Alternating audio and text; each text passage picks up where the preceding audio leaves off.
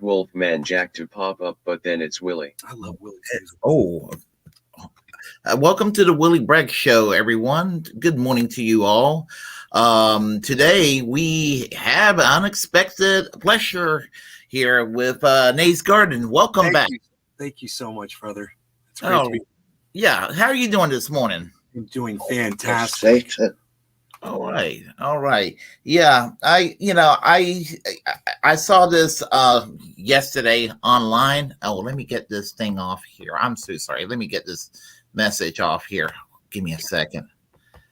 Let's see. There we go. Yeah, what I saw on Twitter online yesterday just kind of made me angry. Because just.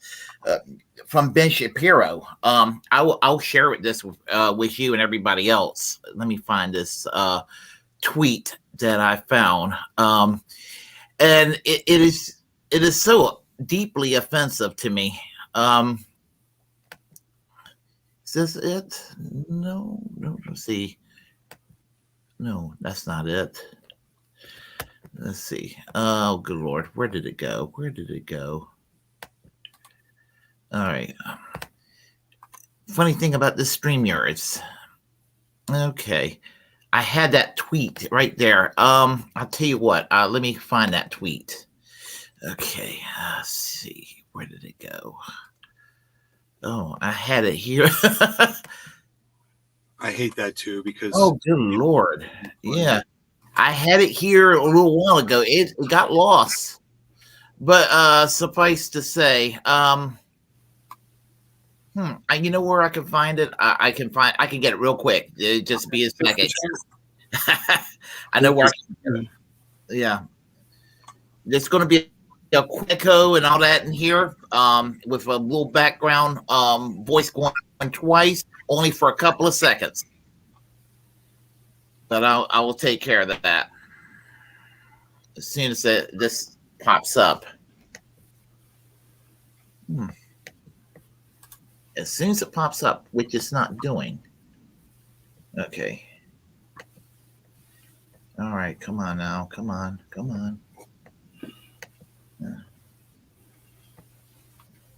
I can't believe this. I can't believe it did that.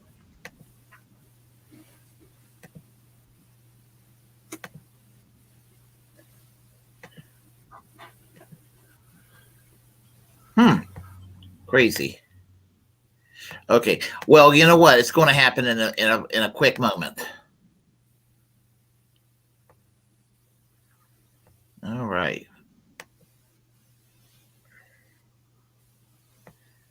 Because it's live right now. So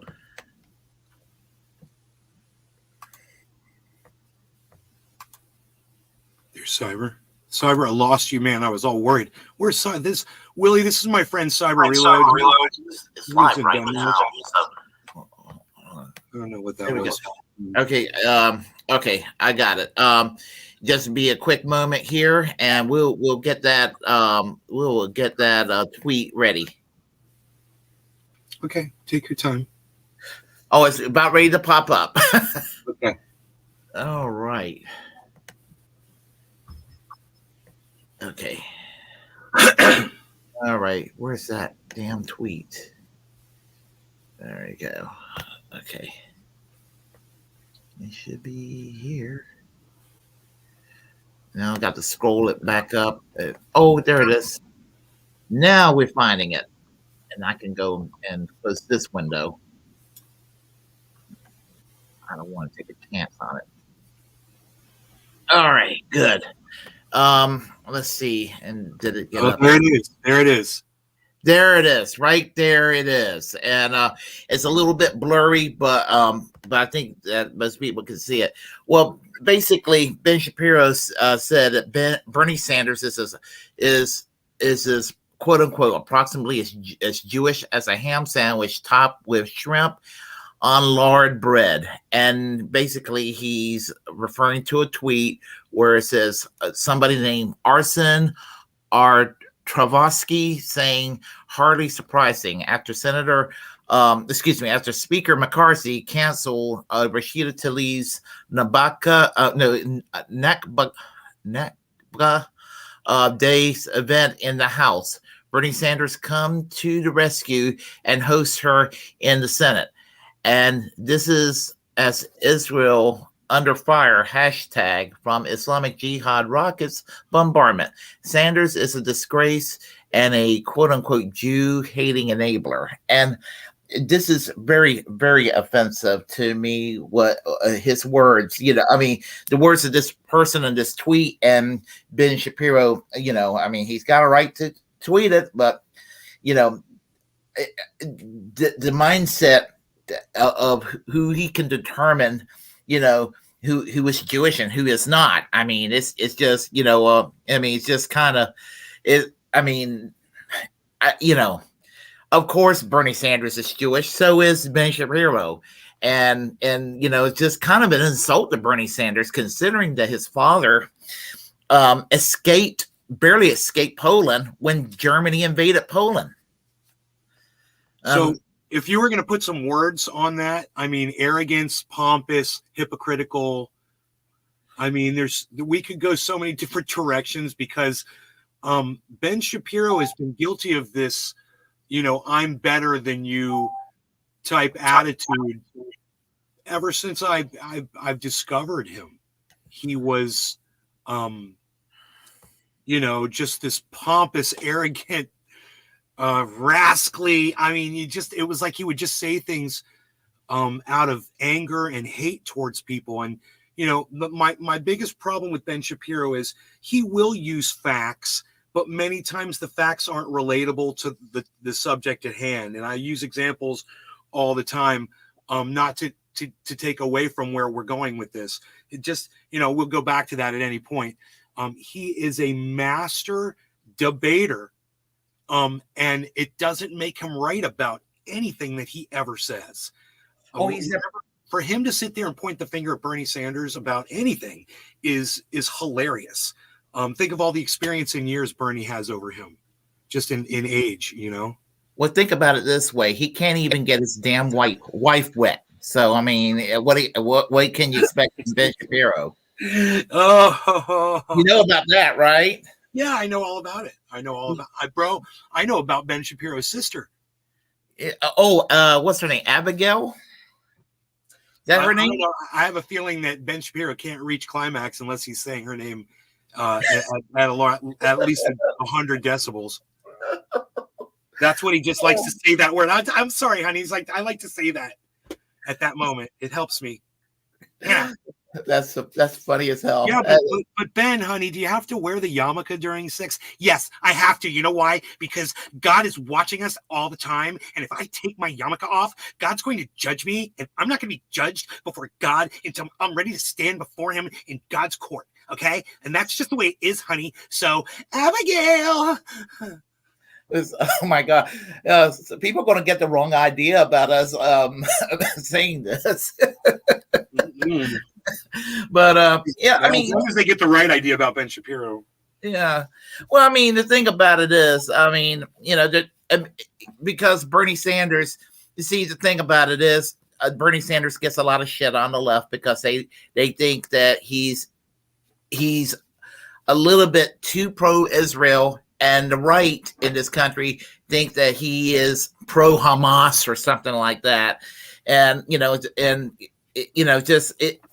just kind of like he's kind of caught in the middle there, And here's the thing about Rashida Tlaib. I mean, everybody, she's got family there, and she can't even visit the country because of the prime minister not allowing her to visit the country, and she's got family there, right?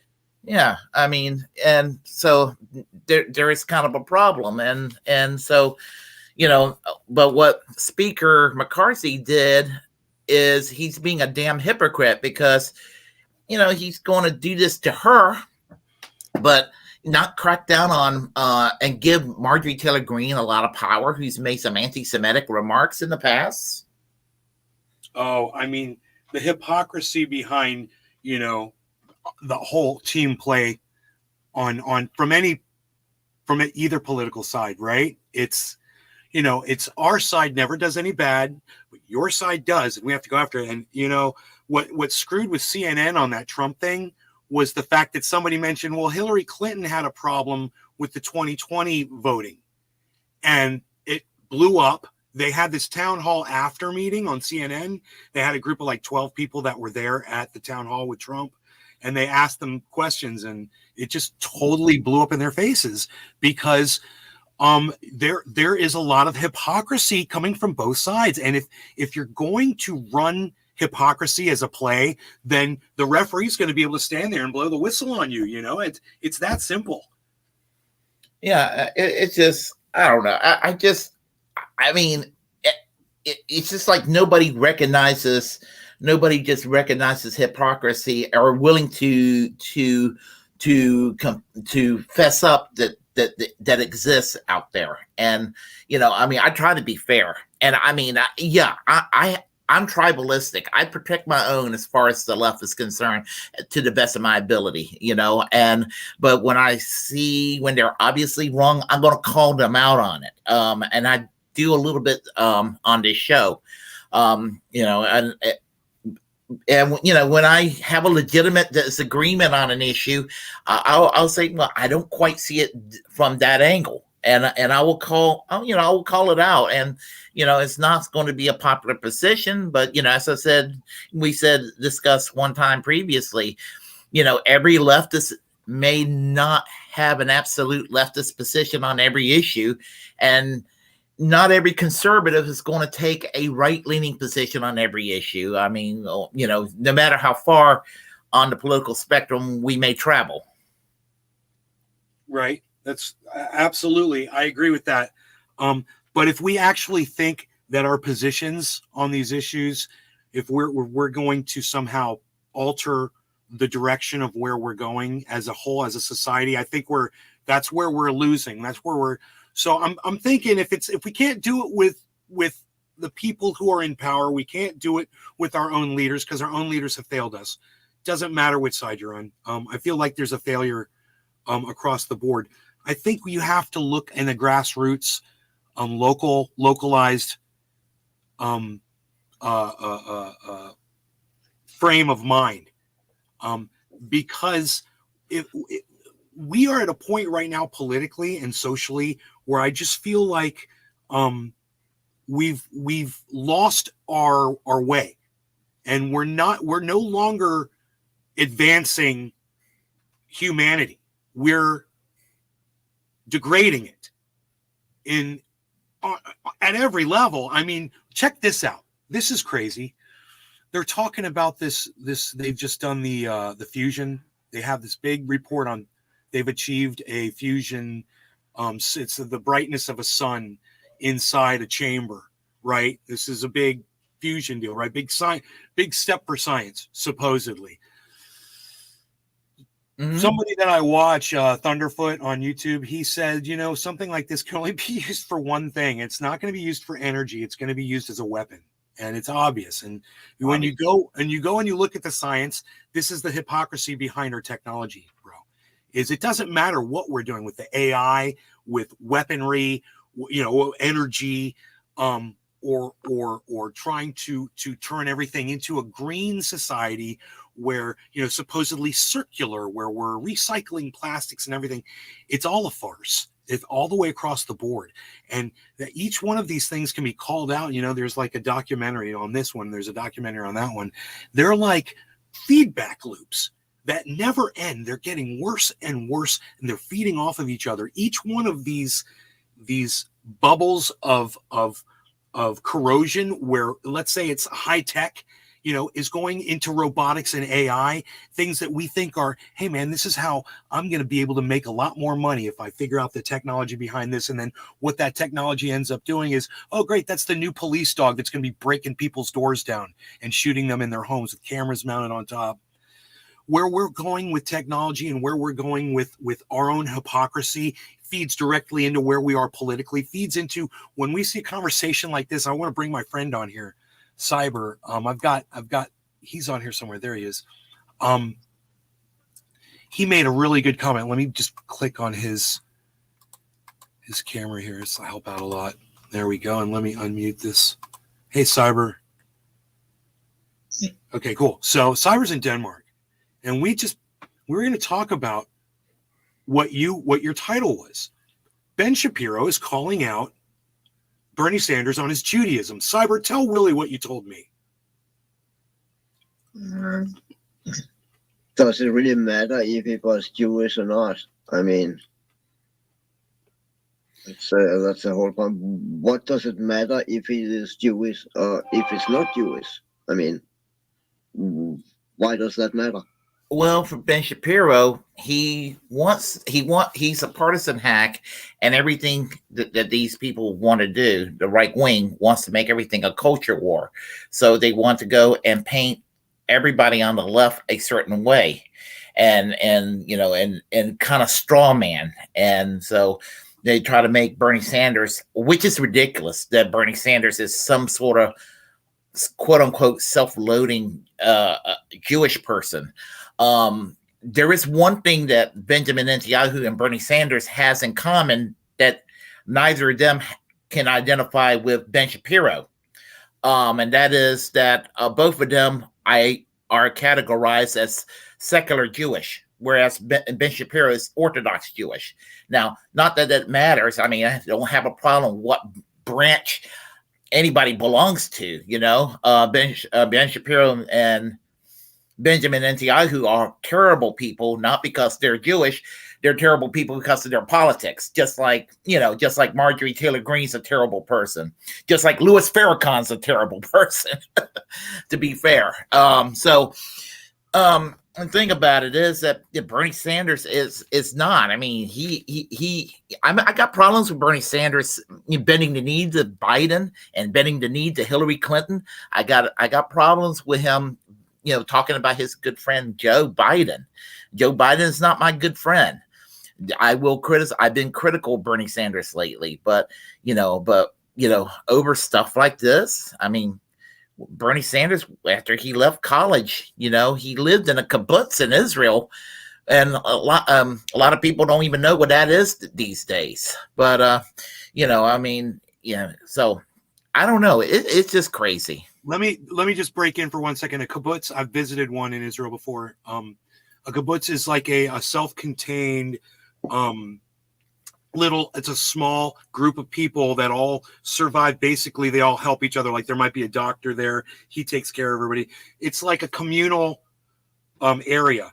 And there's a few of these there. And it's basically self-sustaining communal group of people living in Israel. It's a kibbutz.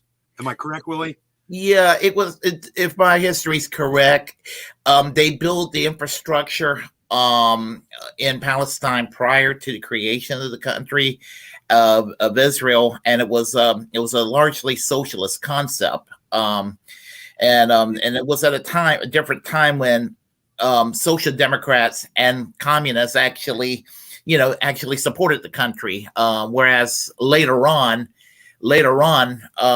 it just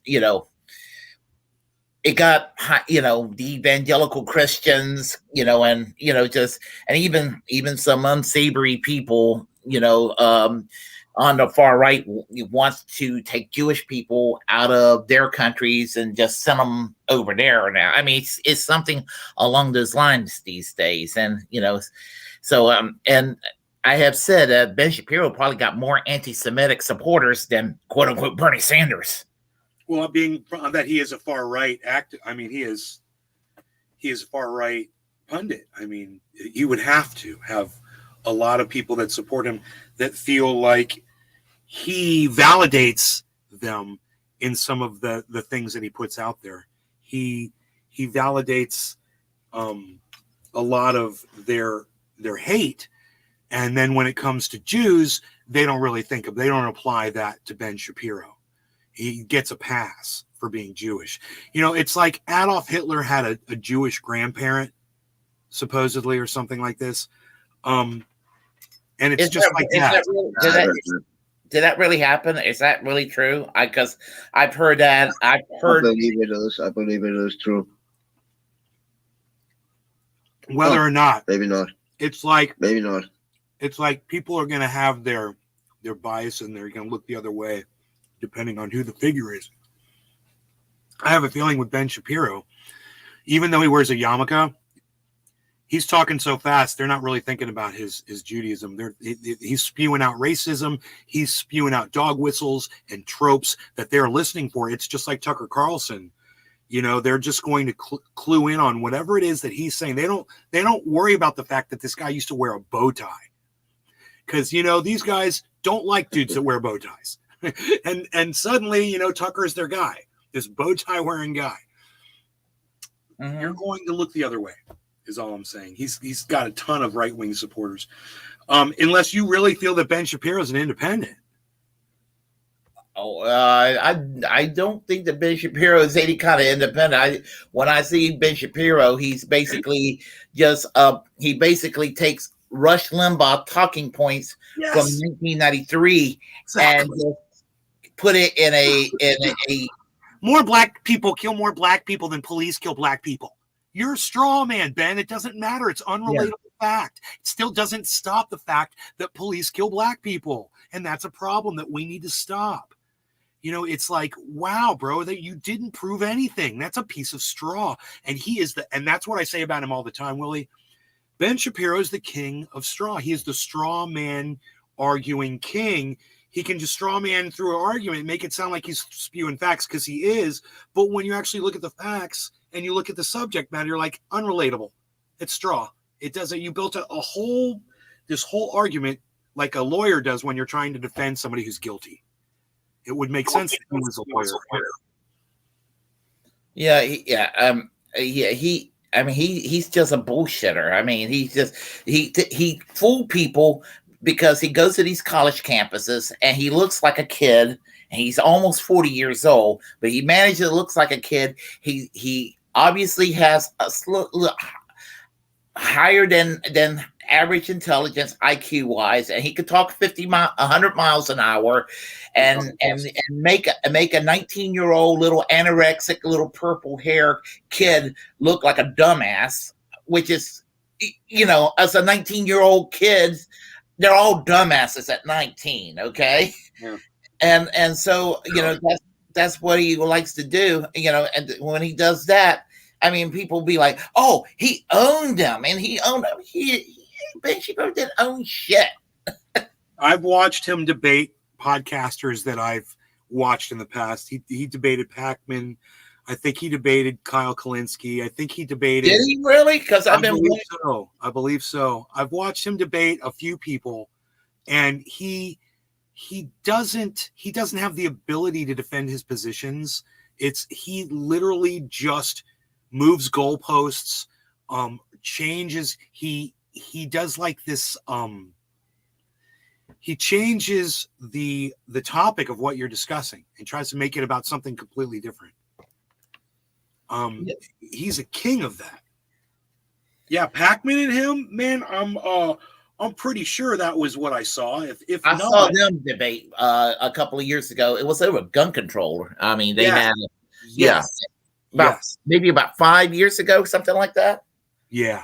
And I would be very interested to watch that because I have a thing about, because living in Florida, you know, the guns is the whole thing down here. It's crazy. Psycho gun state, bro. Psycho. Yeah. But as I said, I saw them. I mean, I wish they would have probably debated on something more broad, because it would just been interesting to see how that would have turned out and everything like that. But you know what? Ben Shapiro didn't call it out on Steven Crowder when Steven Crowder dressed up as Bernie Sanders, with double horns, tempting Jesus, it was so vividly anti-Semitic. And it's so childish. I mean, these guys, what they do, how long ago was that? Oh, that was like maybe about 3 or 4 months ago. Oh, it wasn't that long ago. Bro, I never saw that. Yeah, and I saw that not on Steven Crowder. I saw Ben Burgess talking about it on his show, Give Them an Argument. And I was watching it up there, and I was just like, I just could not believe how, My God, if somebody on the other side did that, you never hear the end of it from Fox News and all of that. You never hear the end of it from Mark Levin and Sean Hannity and the like. Exactly. They will remind you for years and years and years about it. From a free speech standpoint, going back to your title here, I would say I think it's very important to loudly pronounce to the world, to say as clearly and distinctly and as with as much reach as possible, that exactly what my friend Cyber Relo said is what Ben Shapiro thinks about Bernie Sanders's level of Judaism. Hey, Ben, facts don't care about your feelings, bro. Bernie Sanders is Jewish. Yeah. Yeah, I mean, he may not be a religious person, no, but that's Ben's credo. Facts don't care about your feelings. That's his. I remember him saying that many times. Right. Well, no, that's his thing. Facts don't care about your feelings. Facts don't care. You're just like, here's some facts for you.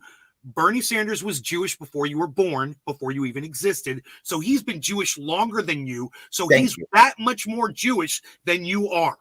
Okay. And he will. And as long as he's lived, you better live just as long as he did, because that's how we're going to judge how Jewish he is. It's over the amount of years he's been Jewish. How about that? Exactly. And another thing about it is, I mean, I'm a kind of a leftist that I really don't get into identity politics, because it's not that I'm a class reductionist, but I mean, there's a balance, and the thing about it is that Ben Shapiro, who likes to lecture the left about identity politics, I mean, where's he calling out Candace Owens, who's hung out with what's his name, Kanye West, who's been making these vile remarks? I mean, I would not know what a Kanye West song was like if it smacked me beside the head. I mean, Kanye hanging out with Nick Fuentes and dining with Donald Trump, the three of them hanging out together, right? As some power summit. It's like, Candace is definitely, she's, as we said, everyone's got their team that they play for, and she's playing for the right wing team.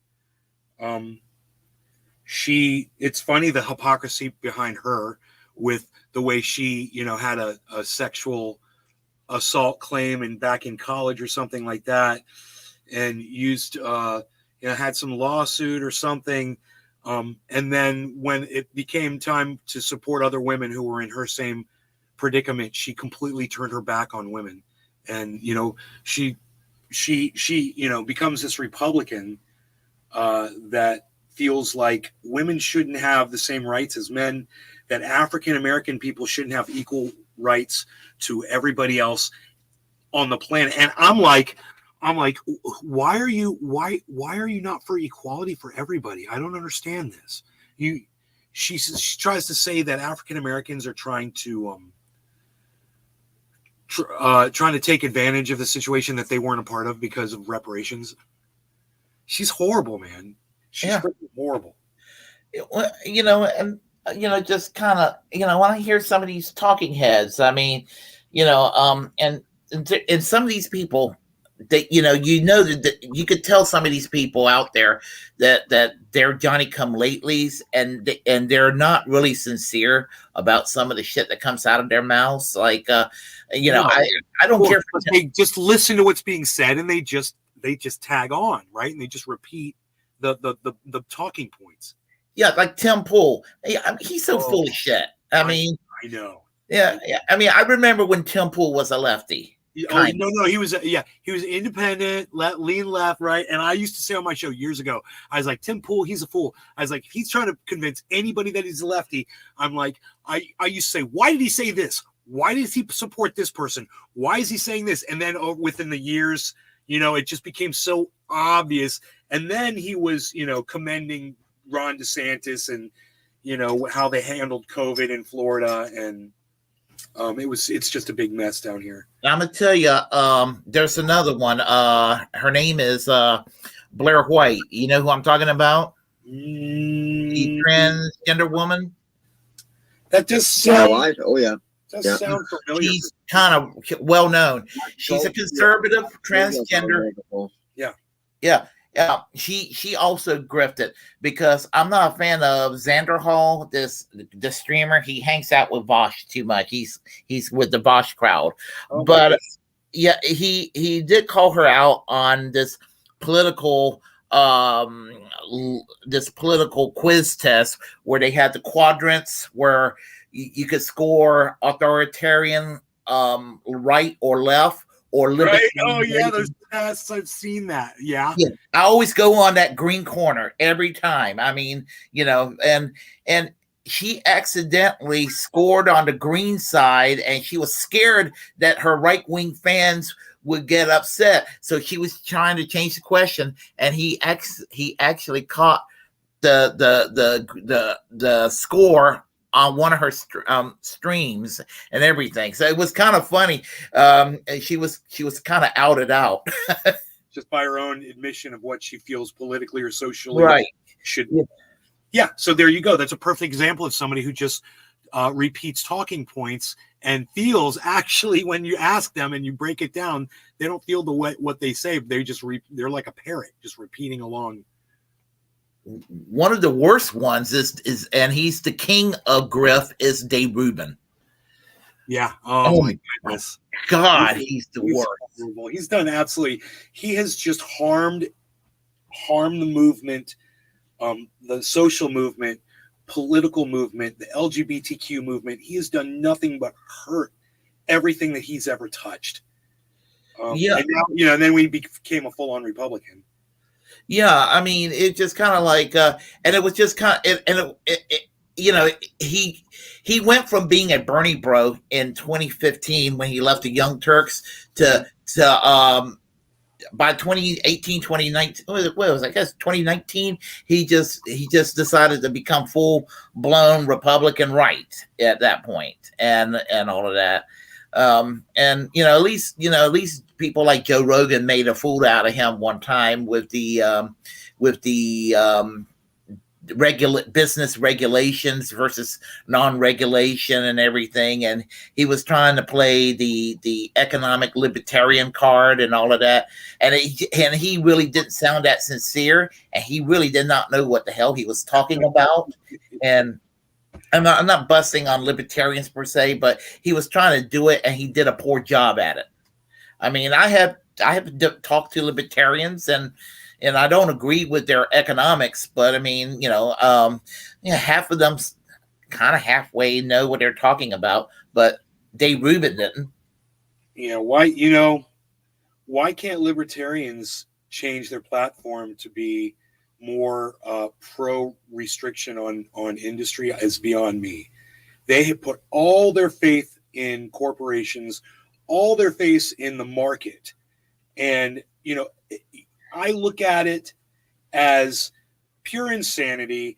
If you're not going to recognize greed for what it is, I'm dealing with a group of people who are not all there. If you call yourself a libertarian and you subscribe to that deregulation thing, how do I even have a conversation? It's like talking to a flat earther to me. Well, I look at it this way. I mean, they're not all the same. I mean, you got some who favors this, what's it called? This Austrian style economic system that was like hyper anarcho-capitalism thing. And it is just beyond anything that you can imagine. I'm just like, what? But still considered like what, a sect of a splinter of libertarianism? It's like one of the sub ideologies, and then you got your mainstream ones. They're kind of like Gary Johnson, which is basically, in my opinion, Gary Johnson is just basically, like a Republican who's pro weed and somewhat sane, that decided the Republican Party was just too far right for me. So I decided I'm going to run for president as the libertarian candidate in 2012, 2016. So the same problem I have with libertarians is the same problem I have with Republicans. It's you have party line issues that you all tend to agree with that go against my inner core beliefs. And it doesn't matter what those issues are, but when I see that, can you name one of those that you might have with liberals, with the far left? Like, is there anything on the agenda of the Democrats or the left that you wholeheartedly disagree with? Oh, you mean that the libertarians disagree with? No, that you, Willy Bragg, disagree with. Forgetting about libertarians. Now we're talking about the left and Democrats. I'm just wondering. The way I disagree with something in a libertarian, the way I disagree with something in many things with Republicans, almost everything with Republicans. Yeah. Well, okay. Where I part way, a couple of areas where I will part with the quote unquote far left and your standard liberals, and that would be cancel culture. They're embracing cancel culture and their support for censorship. And that's not every leftist. That's not every liberal, obviously. But let me pause right there. But those aren't tenets of liberalism, right? I mean, that's where it's going. I agree. I see it, and I freaking hate it. I believe Jack Dorsey was just as guilty as Elon Musk, leaning one way or the other. Mark Zuckerberg, and of course, all the politicians that fed into doing whatever they do when they're silencing voices they disagree with. You and I talk about freedom all the time, but I mean, is there something? Is there an actual policy that you can say the liberals that it's a platform policy that you disagree? Maybe something to do with, I don't know, corporations, or something to do with election, or I don't know, anything. Is there anything that you disagree with? Because when I think about it, I'm always like, I agree with one thing on the right, with my right to bear arms. That's a thing I'm about. And I agree with not being silenced, which I don't know if the right really agrees. So you give right enough power, they're going to silence the left every time. Yeah, and now with regard to Second Amendment, I am actually a pro Second Amendment absolutist, only because guns are part of the American political culture, and also for a couple of reasons. One, I don't want to go and upset the Constitution too much, because if you go and actually alter the Second Amendment, other amendments could be affected. I'm very uneasy about that. Also, it's part of the culture. And I think that a lot of people kind of go to the right because they're scared that the liberals going to take their guns away, Yeah, right. And it's better to not scare people like that. That's great. You're right. Yeah, and also a lot of gun manufacturing places, are unionized. That's another thing. I don't want to take another unionized job away. Uh-huh. There's things like this is along the lines. What about these new lawsuits that are allowing people, victims of gun crime, to sue the manufacturers of the weapons or the devices that were enabling the gun? Bernie Sanders and Hillary Clinton debated that, and she argued on behalf of suing these companies, and Bernie Sanders took the position that was kind of an insane position, and I'm going to actually agree with him and disagree obviously with Hillary Clinton, because if you could say, I'm going to use the car analogy, if somebody took a Pontiac and accidentally or intentionally killed somebody, what are you going to do, ban all Pontiacs? I mean, for driving correctly, for operating correctly, for doing exactly what the designer designed the thing to do. Right. Yeah, that's my point too. It's so funny how we agree on all that. Yeah. Great. So I think that if I lived in the UK, or if I lived in Iceland or Norway, where the cops don't have guns and it's relatively safe and they have tight gun control, I wouldn't challenge those laws over there. I'm okay over there, but here it's part of the culture. And I mean, I don't own a firearm. I don't plan to own one, but if somebody owns one, I'm not going to be upset about it. Let me ask you this then. Let's play it the other way. Besides the Second Amendment, was there anything else with the Republicans that you agree with? That's one of their platform standards. I'm trying to think. Is it like if they have like a freedom? Don't they have like a corporate freedom type thing? There's one area where the Republicans were correct. Moderate Republicans were correct. Not the right wing, but the moderate Republicans were correct, and they helped make a Democratic bill a little bit better. And I'm going to explain that. The Respect for Marriage Act that became the law of the land, the right wing hated it, but these people like Mitt Romney, all these folks, they were like, they'll go along with it, but they were like, they want to have it so that, people who may have some religious, like churches and what have you, they shouldn't be forced to perform a marriage, that goes against their doctrine. Now I'm 100% for same-sex marriage. I've been a supporter of LGBTQ, absolute equality from day one, but I don't want to infringe on the rights of individuals who may have a conscience. I disagree with them, but I don't want to. If we start infringing on some people's religious rights, then that's a problem too. If that makes sense. Let me pause you, man. I'm so sorry. I got to go back. I got to rewind because somebody said something in the chat referring to what we were just talking about previously. Johnny's military service says, yes, keep them guns coming because gun companies are unionized. Great argument. It seems to me that he's being sarcastic when he said that. And what I want to look at in that statement is that, I don't believe that is really the big point here around people. I think it is something important that you realize we're talking about lawsuits of people suing gun companies for their gun working properly. That shouldn't be allowed as far as I'm concerned. I think Willie agreed with me on it. I think that's obnoxious. And, and if you want to sue somebody, you sue the people who didn't protect you if you were inside a building or something and they had a legitimate reason to have guards or they had a lack of a police presence or whatever. You want to blame somebody, blame the person that went and bought the gun or went and used it on a whole bunch of people, and maybe their upbringing or maybe whatever. I think blaming the gun manufacturer is not achieving anything except, like Willie said, it's going after corporations that are unionized, that are employing a lot of innocent people, that are just working their jobs. It's a great point. It's not the most important. What the most important point is, to me, is that we have a corrupt government already. I don't care who's sitting in that presidency.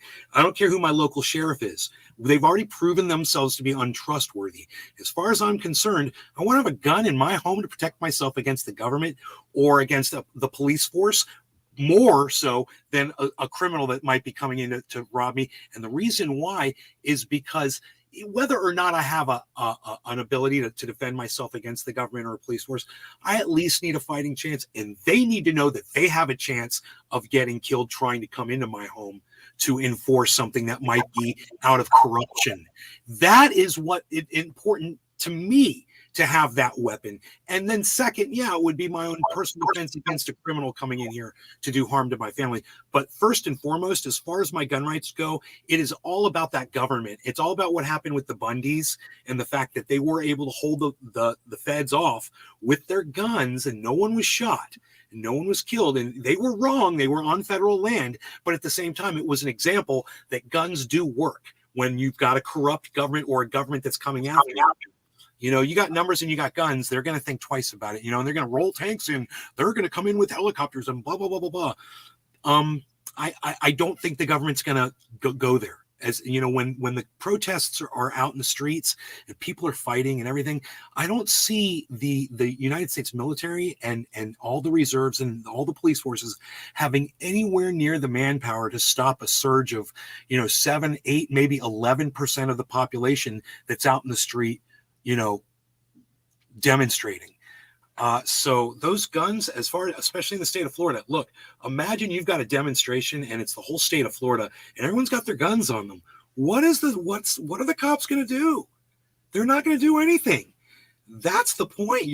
People need to be able to protect themselves, because look what happens in countries where governments can just walk right in and take your weapons away from you. They can take your rights away from you. And it doesn't start with the guns. They start with taking books out of schools. They start with banning the rights of LGBTQ people. They start with going after women's rights. They start with these little increments, and they're baby steps.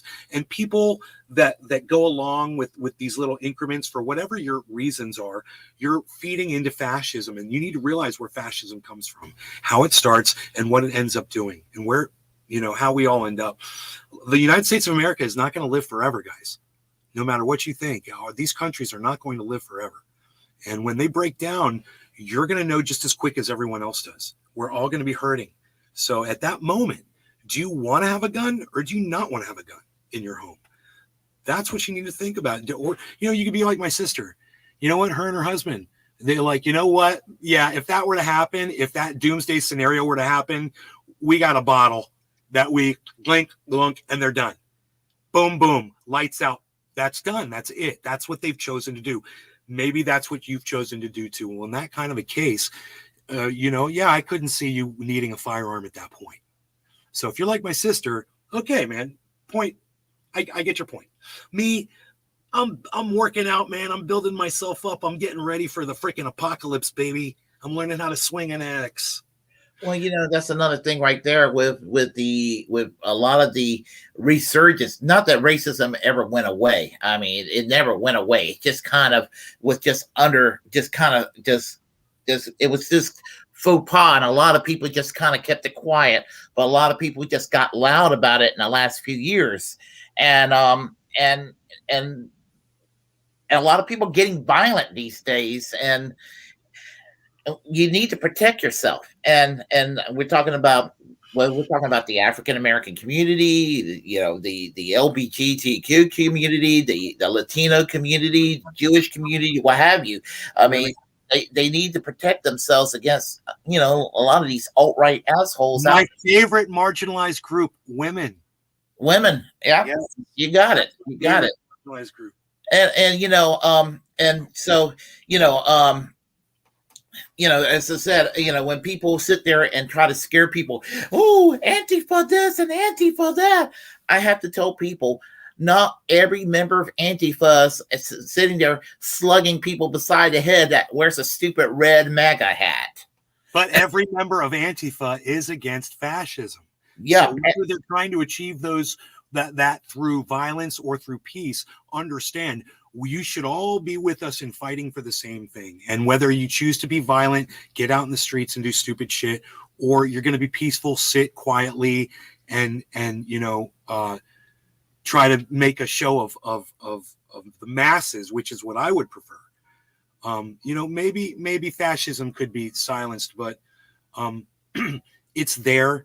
It's festering. It's not allowing you to silence it, because it's taking on a kind of like it's becoming alive. Yeah, and the thing about it is, with the Antifa, there's many different tactics, and there are people out there trying to declare something a terrorist organization. It's like, it's not even an organization. I mean, and there's many different beliefs and many different tendencies, many different tactics, many different philosophies, and they're just united in thinking, well, what Hitler did was pretty awful. That's where they unite. The first thing that Donald Trump is going to do when he becomes president of the United States, if he wins that presidency, he is going to declare Antifa a terrorist organization. They're going to come for social media accounts. They're going to come knocking down doors and dragging people off, man. I see that happening. He's did you notice his little level of psychosis where he's at when he did the town hall? He's getting I didn't see the town hall, but I know I've actually been planning to catch up on it. But I just think it's really weird how CNN is now collaborating with Trump. Well, they're desperate and they're greedy, and they don't care who the president is over there. No, they like him around. They want those ratings. Yeah, that's what it is. They miss those ratings, because I mean their ratings went through the roof while he was president. Today I was thinking about their ratings. They had one of their morning women on. She was wearing all red. I mean, it was burgundy, but it was a matching outfit, all one color. And it was such a cry for attention. It's like, look at our channel. Look, this woman's wearing, and you just know the costume designers, whoever are telling, showing her this is what you're going to be wearing today, whatever. They're talking to the producers back there and they're like, make her striking as possible. We need her to be contrasty and jump out of the TV set, because that's basically, I thought she was wearing all leather. I had to look. I was like, is that an all like burgundy leather outfit? That is so tacky. I'm like, oh no, it's not. It's kind of like velvety. It was like pimptastic. And I was like, and then who Ami, I think her name is Ami Cormish or something like that. You know who she is? She's the new podcaster guest they have. She does podcasting for CNN. They have her sitting on there, and she doesn't really, when they ask her, like, so how do you feel about this? She'll just talk about something that is completely unrelatable to really, it's like, okay, that doesn't matter at all. And then they'll look at her and they'll be like, that was so good. That your reporting is so good. And then the other guy looks at her and goes, I can't wait for your show every weekend. I am such a huge fan of your show. And I'm like, bro, if her show is 2,000% better than her guest appearances on your morning show, I still wouldn't watch it. This woman is just like ice, monotone, and you don't want to listen to her because what she's going to say has really nothing to do with it. It's a train wreck. CNN, and I got to tell you this. I miss Don Lemon. I'll say it again. I miss Don Lemon, man. He's crazy. He goes off the handle. He used to just bring excitement to my mornings, and now it's just, oh look, she's wearing all red. Yeah, I have not really looked at CNN seriously in years. I actually peek at Fox more than I do CNN, but usually when I do, I'm at a McDonald's somewhere where it's on. I mean, let's stop. Oh, let's stop, Willie. Do you watch the morning show on Fox? The three bubbleheads? If it's whenever I'm at McDonald's, whatever time of the day, it's just happened to be there because they're catering to the old people that likes to hang out all the boomers. Well, let me ask you a question. How many times do you spit your food out during a meal? I don't normally spit out the food, but when I watch it, glance at it, when my parents are visiting, they get a little mad at me and be like, "Oh, that's bullshit! Listen to what they said. That's bullshit." That would be my mother too. Oh my god, if you had Fox News on, my mother would be flipping out. We had a new woman working. My father's got dementia. We've got 24-hour care in the home. We've had a new woman come in, and the first thing she did was she put on Fox News in front of my father. And I walked over and I changed the station. I go, you can watch anything in this home except for Fox News. I said, my father, number one, would never watch this channel. But if my mom saw this on in here, she'd lose her shit. I was like, just so you know. And she's like, oh my God, I had no idea. She's like, I was just flipping through the channels. I don't watch that normally. I'm like, that's probably a good thing. Because if you start watching it, your brain starts melting out of your ears eventually. I mean, it's because you get so enraged. Willie, I don't know how you do it. Okay. Sometimes I'll turn on Fox. Yes, they'll be covering something. It'll be accurate every once in a while. But there's such I don't want to say arrogance. It's not arrogance. It's acidic. There is such a vibe out of every single one of them to put the left in their place. Is there anyone over there that you find redeemable still? Because most of the good ones are gone, Not really. I mean, the only, okay. He's not redeemable except who he had on the show and they fired him. And he's not redeemable. Oh, Tucker? Yeah. But the only thing the closest thing that makes him bearable is that he gave the left a fair hearing when it gave them, a little exposure on the show. Yeah, he did. He was silent. He let Jimmy and even Jackson Hinkle, and Glenn Greenwald. And let me ask you this: did Max and Aaron go on there ever? Did either? I've seen Max Blumenthal on Tucker. I think that Aaron Mate's been up there, but I don't swear me to that. Okay. Well, yes, and he was very good about, and he agreed with like everything that they all said. That's usually the way it goes. When he did have a left-wing guest on the show, it was usually in areas where there just happened to be an agreement. Yes. And whether we're talking about Julian Assange or whether we're talking about the wars, or this is what will gauge it. All right, bro. This is it. We'll know soon enough if Tucker has any of them on his new Elon Musk sponsored Twitter show. Then we'll know that Tucker was okay with it. He wasn't for some reason answering to another power that was possibly like a producer or something at Fox, because they're all going to hit him up. They're going to be like, "Hey, Tucker, remember me?" And I would think the fact that it's Elon Musk. I don't know how much. Let me ask you, how much power do you think Elon Musk is going to have as far as what Tucker does on the platform? Do you think he gives him full freedom to do whatever? I have a feeling that he may. He's basically the Donald Trump of Twitter, whereas Donald Trump of the United States, he's to Donald Trump. He's to Twitter what Donald Trump was to the Oval Office. Right. So he may possibly give him a lot of leeway. It just depends. And as far as Tucker, I would not be surprised if he continues to have him on. I kind of suspect that when they fired Tucker, that was partly why they fired Tucker, because the others engage in that electoral denialism too. Sean Hannity, all these other fuckers on Fox News, they were all doing it. What makes him different, Do you watch Fox News for the content? I mean, so you can see what the enemy is up to, basically? Basically.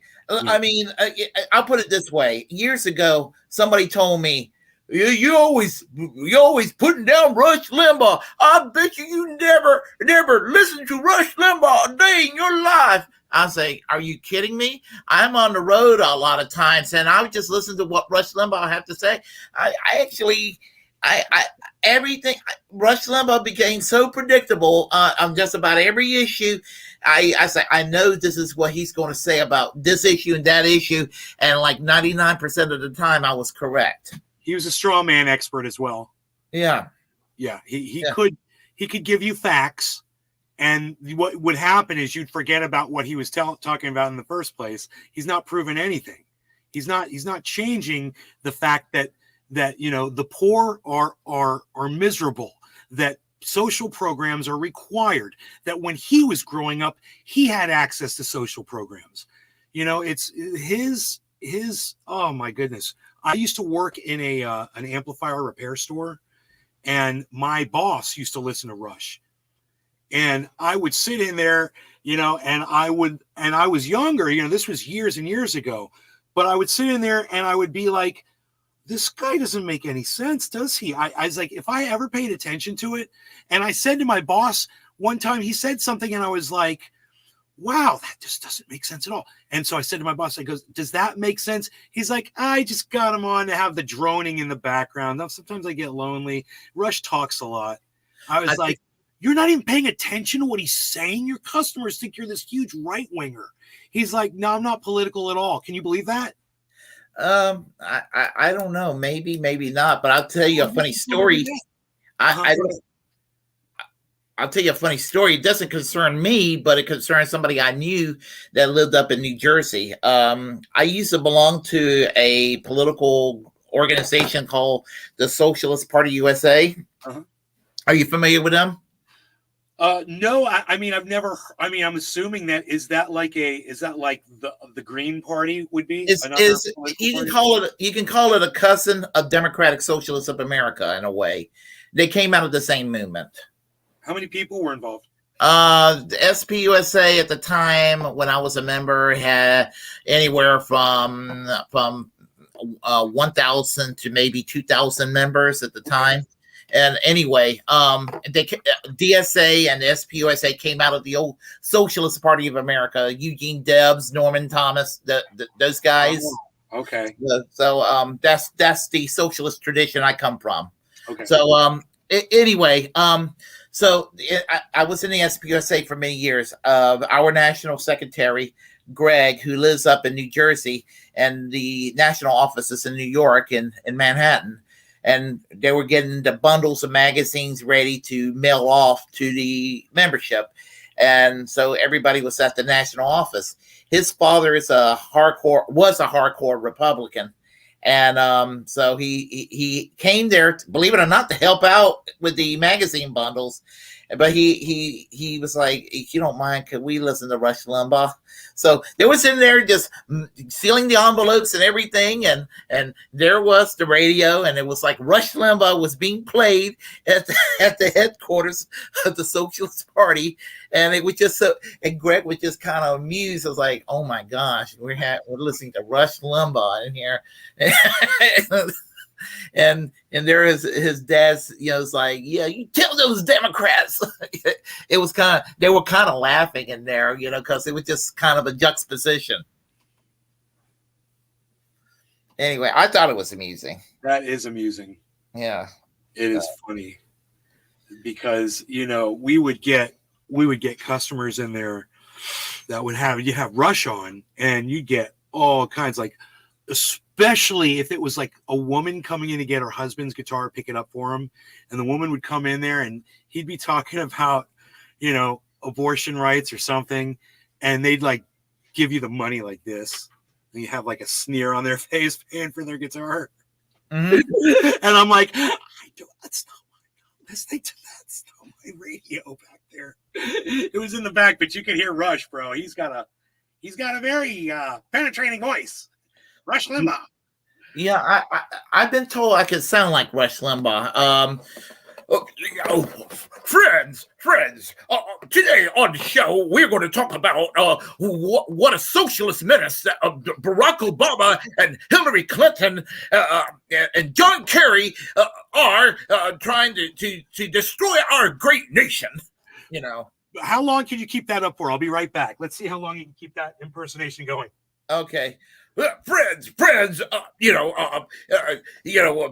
Sanders, and he's just running for president just to make Hillary Clinton look like a moderate, look like a centrist. There's no way they're cut off the same cloth. They are identical in policy. There is no difference between Bernie Sanders and Nancy Pelosi and Hillary Clinton. Friends, don't be fooled. That the Democrats are all a bunch of socialists.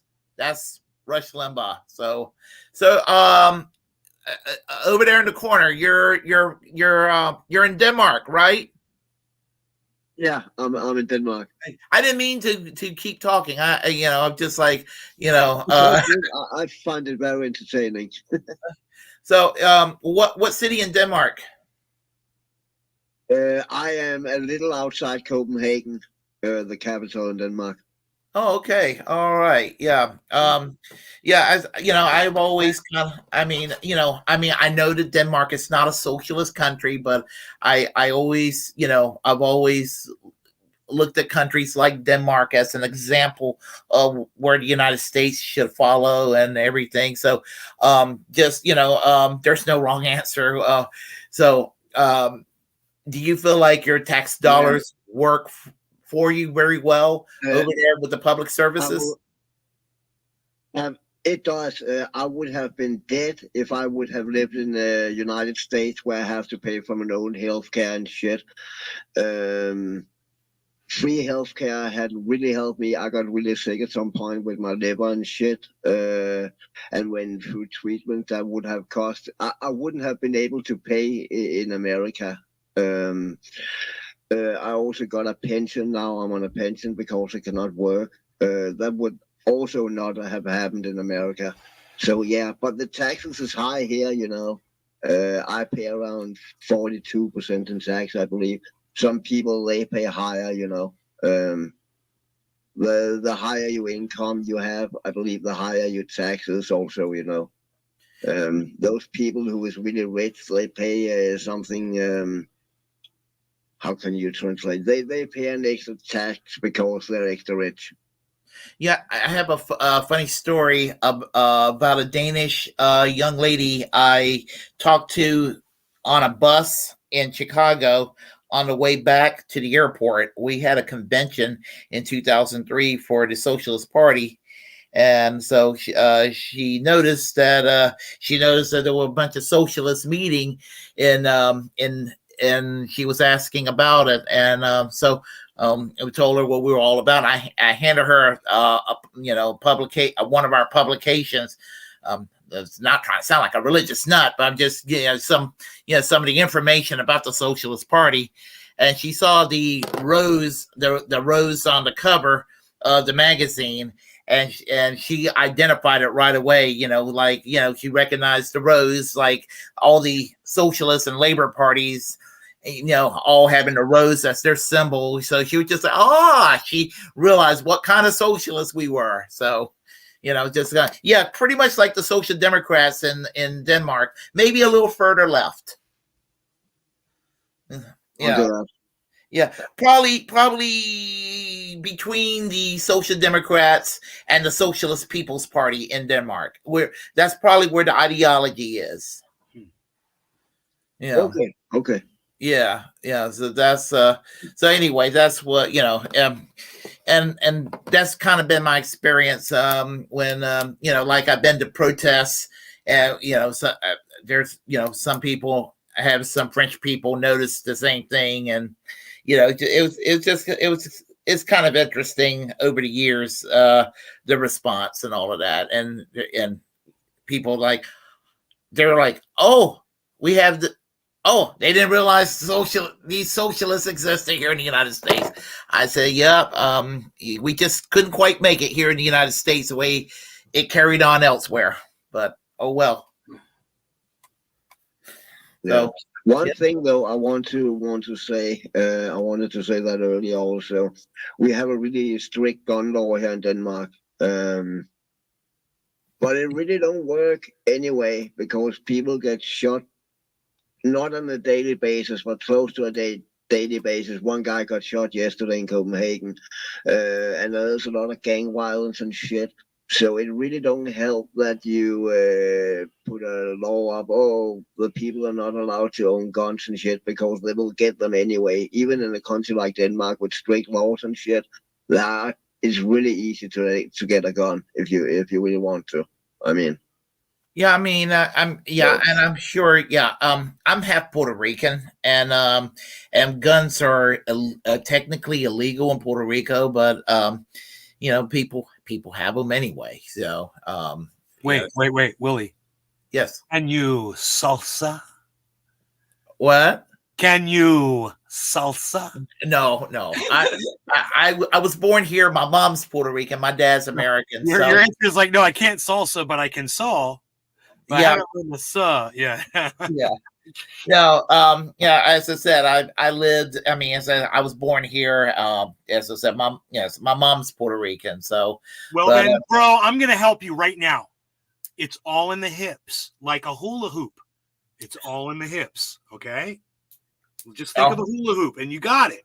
If you're just doing your hips like a hula hoop, bro, that's all. Yeah. Hips. It's all in the hips. You got a hula hoop. You get with a woman and she wants to dance salsa with you. Just pretend there's a hula hoop and she's in there with you. And both of you are hula hooping together, and you are a salsa king, bro. I'm going to remember that. Yeah. I'm going to remember that. Okay. You saw. I got to tell you, I was impressed. Convo Couch. He was dancing when he went dancing in Cuba. Oh, yeah. Greg Pasta. Yeah. Somebody was commenting on that. Yeah. They say actually, it was somebody from INN was commenting from that. It's like, hey, I didn't know you could dance like that. You got more rhythm than I do, and I'm Puerto Rican. That's funny. You and I briefly spoke about that. I told you, I realized he was actually pretty likable after I saw that video. Yeah. Yeah. Yeah. I met Costa at Rage Against the War Machine. I met him at the Rage Against the War Machine back in February. Yeah. Yeah. Yeah. Nice guy. Yeah. So let me see. I kind of want to add. Well, I got you. I want to ask you some more questions about stuff. If that's all right. Sure. Okay. So, are you enjoying the selection of podcasters that you're watching right now? And is there anybody that you can recommend to as far as free speech goes, especially people who are big supporters of free speech, that you can recommend to my audience that might want to check? The one I watch the most right now, the one I watch the most right now is Due Dissidence. Due Dissidence, yes. I highly recommend Due Dissidence. There's a couple. I've been hearing good things about a couple of other ones. I don't know if they're ones that have been around for a long time. And I can't remember any names right now. But I'm looking to expand because I've stopped watching so many other podcasters that I used to watch, and I've unsubscribed from their channels, man, because I'm just not. I couldn't believe I was still getting notifications for some of them. I was like, I'm not going to watch this. I'm not going to watch this. I'm not interested in this anymore. We've reached the end of our relationship. I'm afraid. It's like I'm done here. So. Yeah, it's been forever since I've seen Chapo Trap House. I mean, stuff like that. I mean, yeah, it's just kind of like I'm not against it. Some of them I just don't watch like I used to. Or do you watch any Ron Placone? Yeah, occasionally. Actually, I got a liking on one of. I put one of his videos out and he actually liked one of his videos that I posted on Facebook today. So yeah, I think I'm going to watch more of his podcast because for some reason I've been missing him. And I like Lee Camp is one of my favorites to watch, and he puts up a lot of stuff with Graham, and things that he does are pretty cool. He's really going after things that I feel like he kind of neglected go after before, like climate. Mm-hmm. Have you ever heard of Dr. Guy McPherson? Who? Guy McPherson. He's a climate professor. He's not actually, climate isn't his specialty, but he's a professor, and he's done a lot of studying and a lot of research, and he's put a lot of data together, and he basically just came to the conclusion that we don't have a lot of time left, and there's nothing we can do about it. And if there was anything we could do about it, we're just accelerating it. He talks about global climate feedback loops. Yeah, well, it's really this is kind of pessimistic to say, but I think that as far as the ecology of the planet, we are fucked, and there's not going to be much life by the end of the 21st century. There will still be some life, but but when the world's population is seriously declined, I think that the world will repair itself after several hundred years because, if there's not too many people fucking things up, you know what I'm saying? Sure. Yeah. Yeah. I mean, when I hear people say that the environmentalists don't care about humanity, they just care about the environment. That's not true. They want to preserve the environment to protect humanity. Yeah, we can't live without habitat. Yeah. And once habitat's gone, we're going to die because the only thing we'll be able to eat is each other. Yeah, and it's pretty damn scary. So now with the ice melting in the Antarctic and in Greenland, places like that. I mean, what can be done? Yeah, but there's no doubt about some of that is man-made, but we have always have ice ages and heat periods, for fucking millions and millions and millions of years, Very true. That is. That'll happen, bro, when we're gone. That shit just gonna happen no matter what. But no doubt about humans have accelerated that. Think how fertile the planet would be if it all got covered with volcanic ash. and then ice. It's all started over again. There's no way humanity could survive that. But See, a nuclear winter. yeah, but then it comes back and it's like even more fertile with all this volcanic, and it just burns off all of our poison, and the CO2 starts to dissipate. And there's a beautiful God. That'd be nice to see. Someone should make a movie. well, I'm gonna tell you, like with us gone. I'll tell you what's really interesting is that I've always kind of supported the space program, and I think that if they settle on Mars, I think it'll be a great thing. But here's what I'm concerned about: somehow, whether I don't care which government it is, but somehow whichever government goes over there to Mars, they'll somehow fuck it up. Well, bro, this is all you got to think about. There's no habitat. I mean, we're going from a planet that's got full habitat right now, and we think we're going to go colonize a planet with zero habitat, and that somehow we're just going to create humanity on another planet. It's not going to work. Elon Musk can try to, calculate his way through it all he wants. He can promise, like he's going to provide you with, hover magnet freaking car carriers going 250 miles an hour underground, all he wants. And we saw where that got us. I don't think that habitat's going to be the biggest problem because they can set those fucking cubes up or whatever it is. I think the biggest problem is going to getting resources to Mars, food, water, all that kind of shit. There's necessity for fucking life, and necessity for build more shit, Of course, they can mine shit on Mars, but you cannot mine anything, So yeah, I'm scared that they'll do some excavating and ruin whatever ecology that exists up in Mars. I mean, I know they got like a thin atmosphere. I'm aware of that. Maybe on a limited basis you could build a tiny little ecosystems here and there, like a little dome areas or what have you. But I don't know if you could actually fully build a whole new world in Mars. But look at the ISS as an example. We basically, all we do is we bring ships up there, we dock to it, we put up another solar panel. The guys go there, they say hello, then they leave, and then they go back. It's not expanded. It's not like become this giant village up there, Yeah, but that was never the plan with ISS. That's just a research station, right?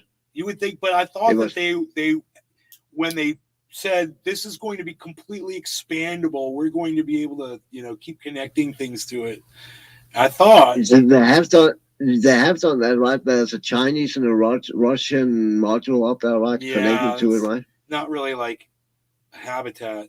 Yeah, I know what you mean. It is small compared to what you would imagine it would be. I get that. Yeah, I just, I mean, if they can, I mean, Mars is probably the closest thing you can habitat or do something with, and I don't see how it would be possible, but it's the closest thing in our solar system that you could begin to do something with, but it's not even possible, even that. Well, there was also, I saw a documentary, I think the radiation up there is actually also kind of immense, how much radiation Mars get bombarded with on a daily basis. Oh, they have radiation on Mars? Be underground, to be in caverns and shit. I did not know that, actually. Oh, I did not know that. Oh, well. But it don't have any magnetic field of any kind, really. Don't quote me on that. Let me look that up. Yeah, and I just, but humanity better get themselves in gear down here, or we're gone. Oh yeah. Yeah. So, yeah. Sometimes I think about it. I'm like, I think about it. It's like, I think about it. It's like, where we're going to be by the year 2050. I mean, yeah. Kind of gloomy. I mean, I've thought about when I retire, move out of here. If I move elsewhere, I'll probably Yeah, I thought maybe I will. Maybe I will, instead of building a house, I'll probably build a bomb shelter and just live in a bomb shelter. Right? Yeah. We've talked about that on this show for years, Willie. I used to live in California up in the mountains. I was completely off grid, man. I was doing this whole thing, storing up rice, and I had my own solar array. It was amazing, but I was very isolated. It was lonely and it sucked. And it's nice to be around people again, but at the same time, it doesn't change my views on being prepared for whatever we're facing. I think 2050 is that's a long ways away, and I'm looking at 2030. Like, you've never heard of Thunderfoot on YouTube with 2 zeros? I know the streamer, but I've never seen any of his videos. He does a thing on the last hottest 10 years on record. And he's not stupid. He usually gets things right. He says the last 10 years for everyone from now on are always going to be the last hottest 10 years on record. We're not able to slow down what's going on. And I did this little thing about, this is really bad, man, but I was looking into how fast species are going extinct on Earth. And what I found out was we lose a certain amount, so that by 2178, there won't be any species left at all. That's how many species that we lose every day and every year. It gets to a point. Is that? I didn't want to interrupt you. No, go ahead. Sorry. No. Is that taking into account the new species coming up also? No, but you know what else it's not taking into account? It's not taking into account cascading extinction. So like when one species dies, it knocks out a whole bunch of other ones because they rely on that one for food. So it kind of balances out, the new ones. And the other thing you got to remember is when you're discovering new species, sometimes that can just be a new moss. It can be something that doesn't sustain us. It's not like we just found the new lima bean or we found the new rice. You're right. Once rice and wheat won't grow, we're going to have such famine. I heard that there's a problem with bees right now, Absolutely. And been for a lot of years. The best thing you can do is planting clover instead of grass. Instead of you have a grass lawn, then plant clover, because the bees cannot live off of grass, but they can live on clover. Huh. And use that. I don't. I'm not an expert on bees, but it sounds plausible. As I said, when I retire, and that's less than 8 years from now. So, in 2031, hopefully, we're not roasted in a nuclear war. Hopefully, life is going to go on. Hopefully, there's we're not going to have a lot of shit that's hopefully life will be relatively normal, and we'll just be complaining about something else. You know what I'm saying? Yeah. What are we going to do? What are we going to do when the dollar gets taken over by the yuan? Yeah, I thought about that. And I was taken over by you mean the Chinese yuan? Yes. Or whatever? Yes. It will never happen. It will never fucking happen. Well, we were talking about that the other day. I was on a podcast the other day, and we were talking about that because with the peace deal where China kind of negotiated a peace between Iran and Saudi Arabia and everything, and with the U.S. dollar weakening, some of the politicians are kind of nervous that the U.S. won't be able to weigh sanctions anymore, economic sanctions, and which will be a good thing. Yes, it would be a good thing.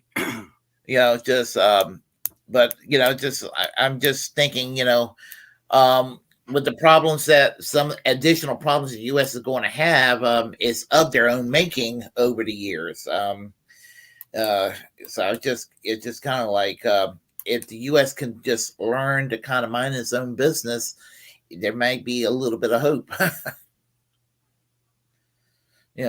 But this country does not know how to do that. No, it's not like we're ever going to pay off our debt. That's not going to happen. Yeah. We're at a point where it's mathematically impossible for us to pay off the debt.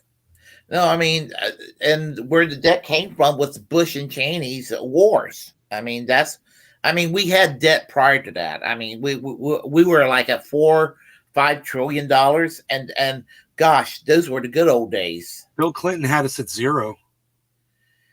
Yeah. I remember that actually. Yeah, Bill Clinton balanced the freaking budget, bro. It was psychotic. For the first time since Nixon.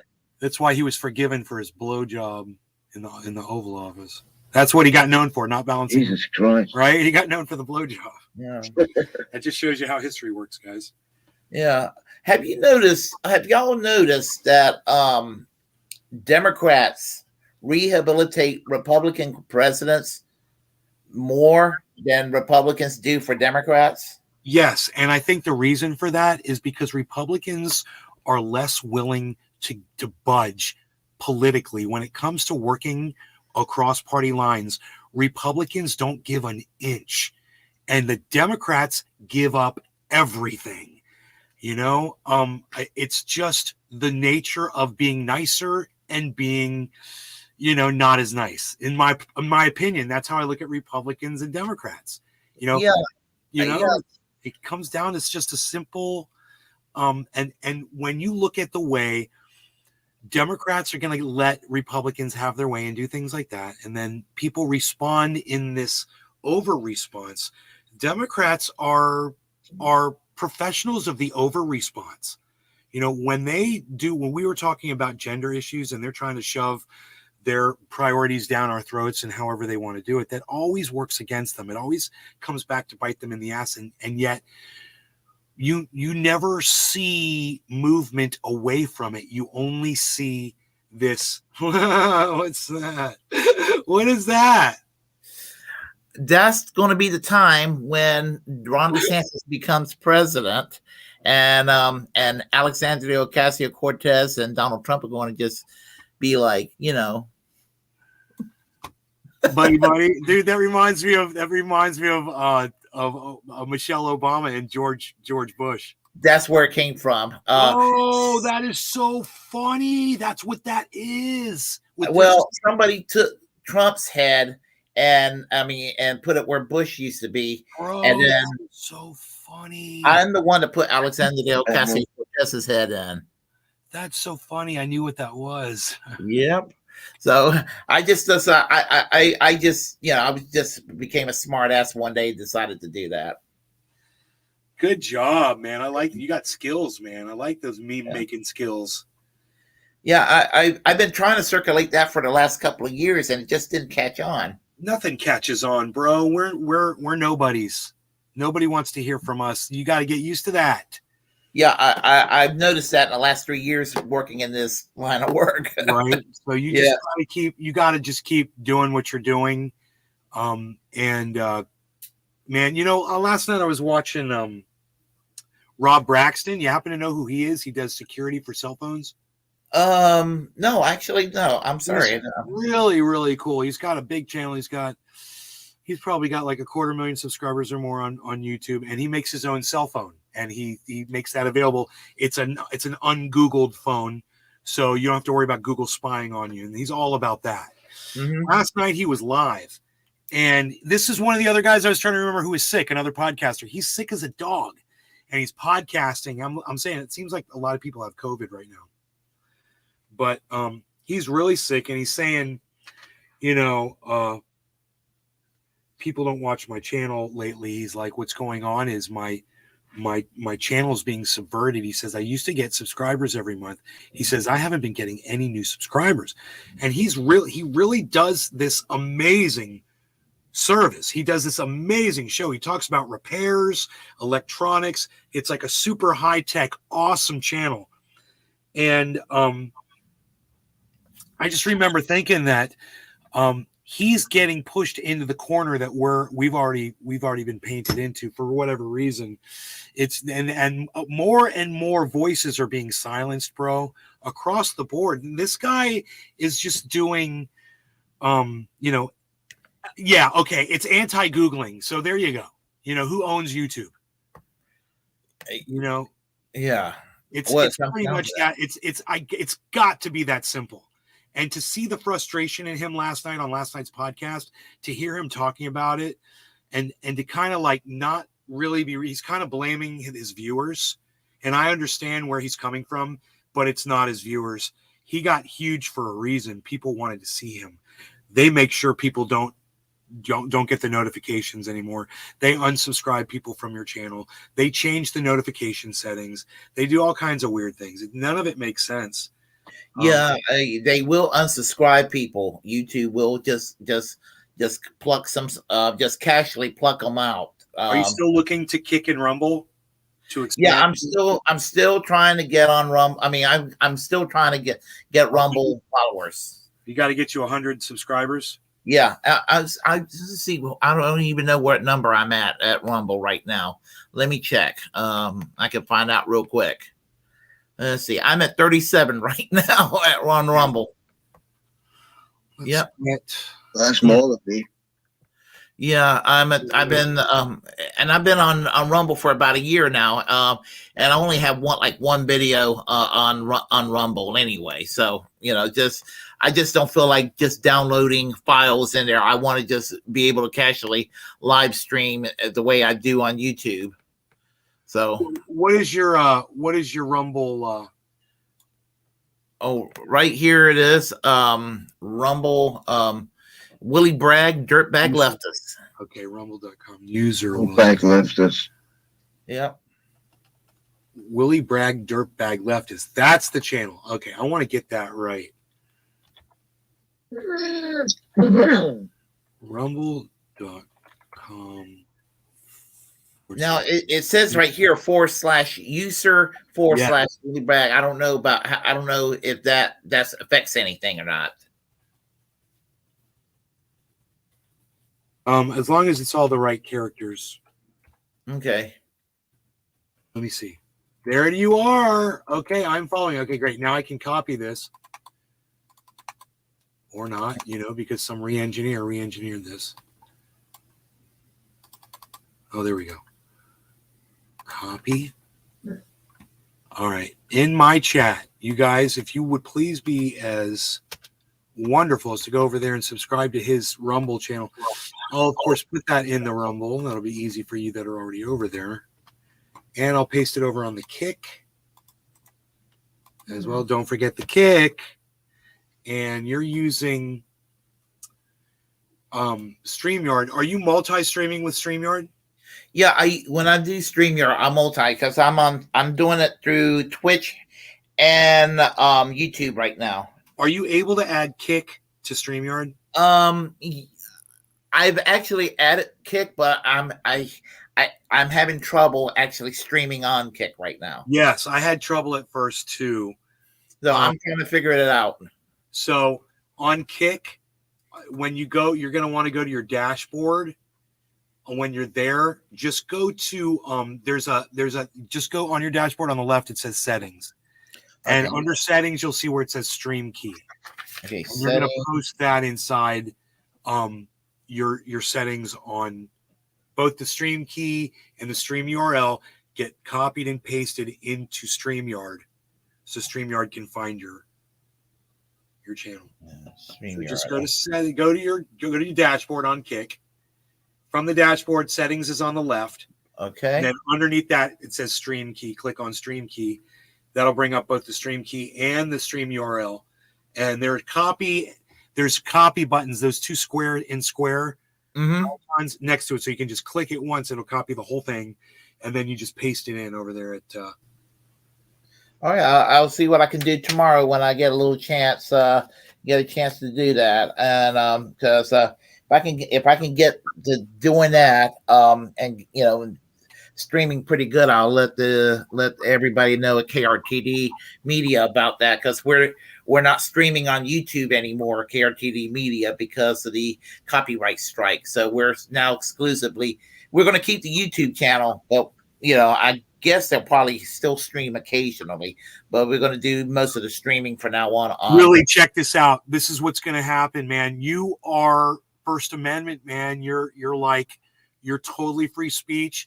you're going to be talking about things that are going to trigger that algorithm all the time. So start making your transition over to Kick and to Rumble as much as you can. Start bringing everyone over and just get ready for total apocalyptic type garbage from YouTube. It's going to become completely sanitized of all of us.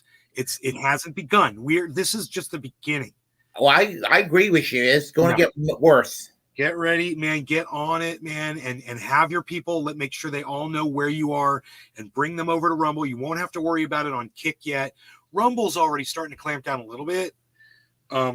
So, we just got to keep moving to free speech platforms as long as they're offered. And if a new one pops up and it's popular, and someone like Aiden Ross goes there, or someone like even Nick Fuentes, or someone with a gigantic following, they'll populate these places so quickly.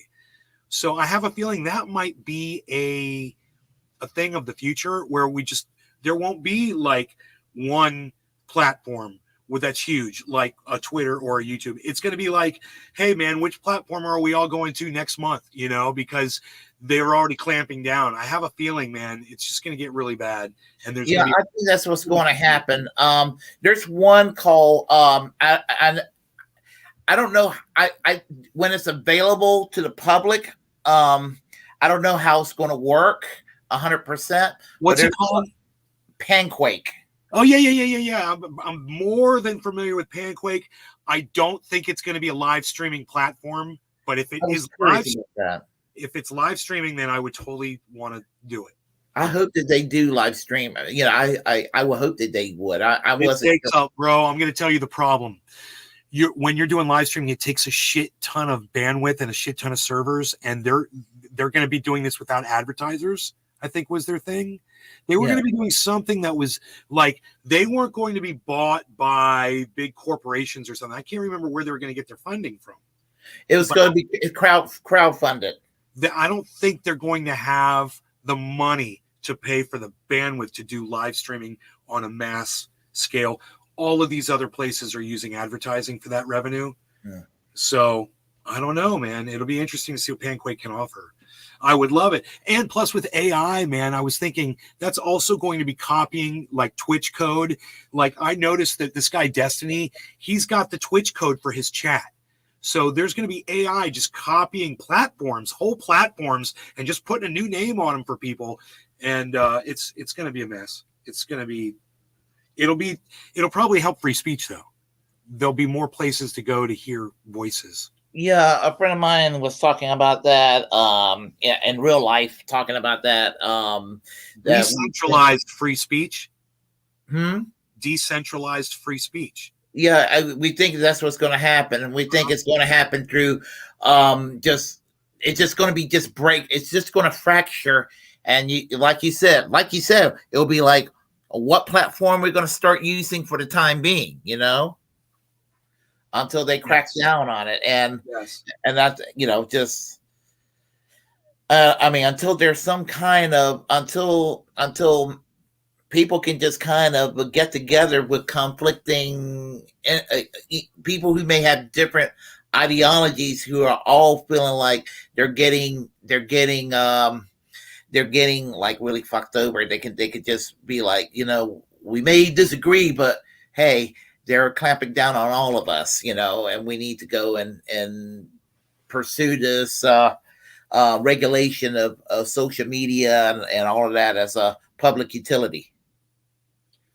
And, and I don't know. I don't know what the answer is going to be, but it's just ridiculous what's going on over the last few years. I mean, let me ask you a question.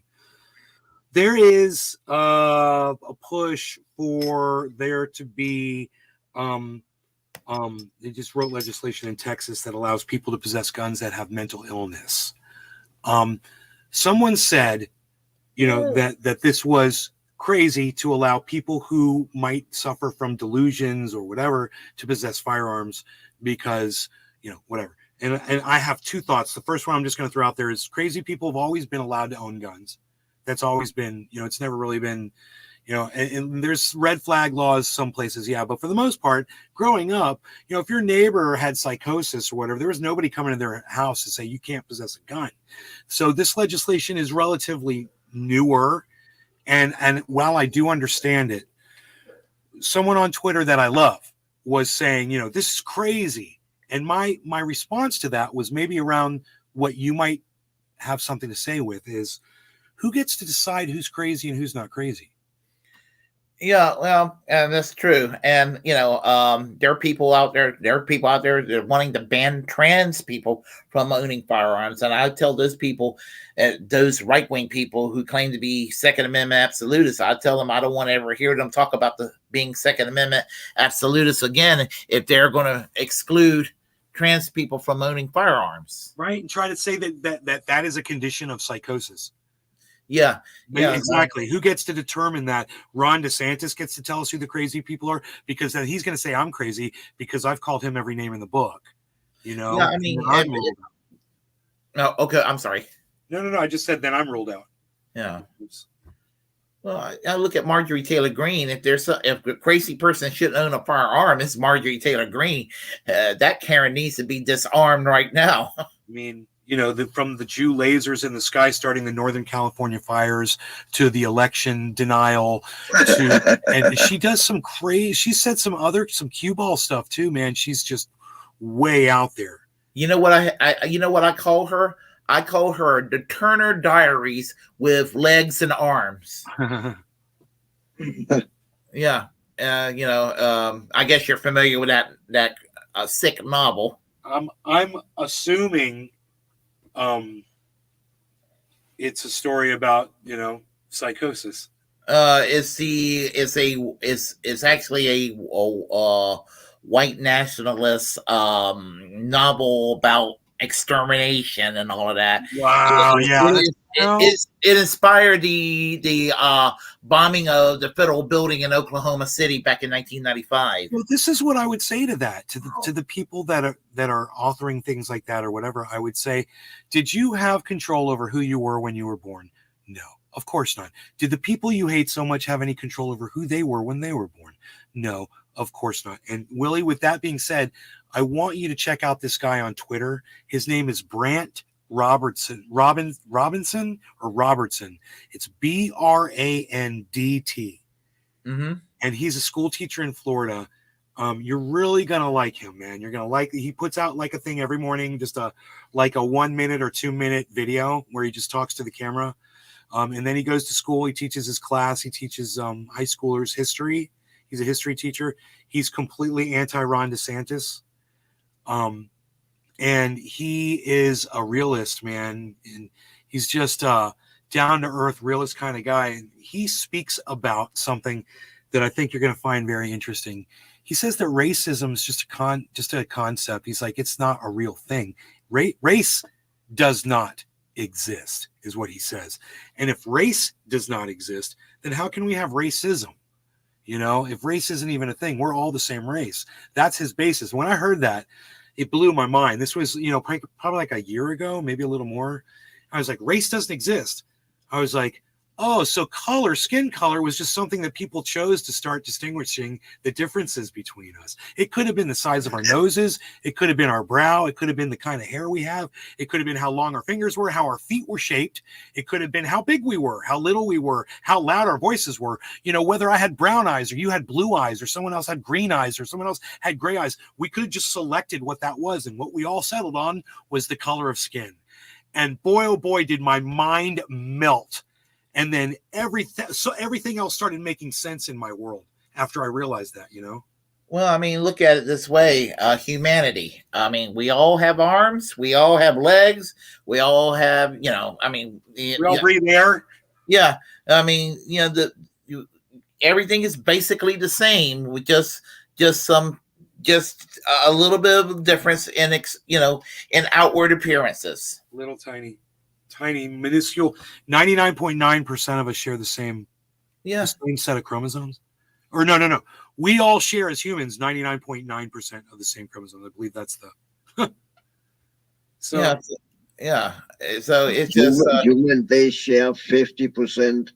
50% of our DNA is the same as a banana. We share I love that 50% of our fact. DNA with a banana. there you go. So, There you go. Yep. So yeah, I mean, so anyway, yeah, you know, yeah. Well, I mean, racism turned out to be in America.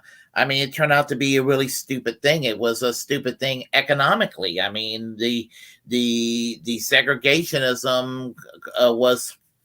Yeah, it's like everything else. It seems cool at first when you oppress people and they're doing your bidding for you, but then it comes to bite you in your ass when once you've oppressed them and you turn them into a marginalized group of poor people, that they start destroying, areas where you might live, and you're not cool with that anymore. And you don't want to pay reparations to make up for it, and you don't want to correct the systemic racism that we're all living in, and you don't want to look at the truths behind our reality because it just feels what? I don't even understand that, man. I don't understand the mentality of not changing and getting better. I feel like we've really failed as a race.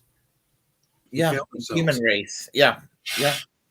So yeah, what man's inhumanity to man. Cyber, go ahead, buddy. He wants to cut in there. No. Please, man. What do you want to say? It was just because he said the human race, and I was just. Have you seen the movie called The Human Race?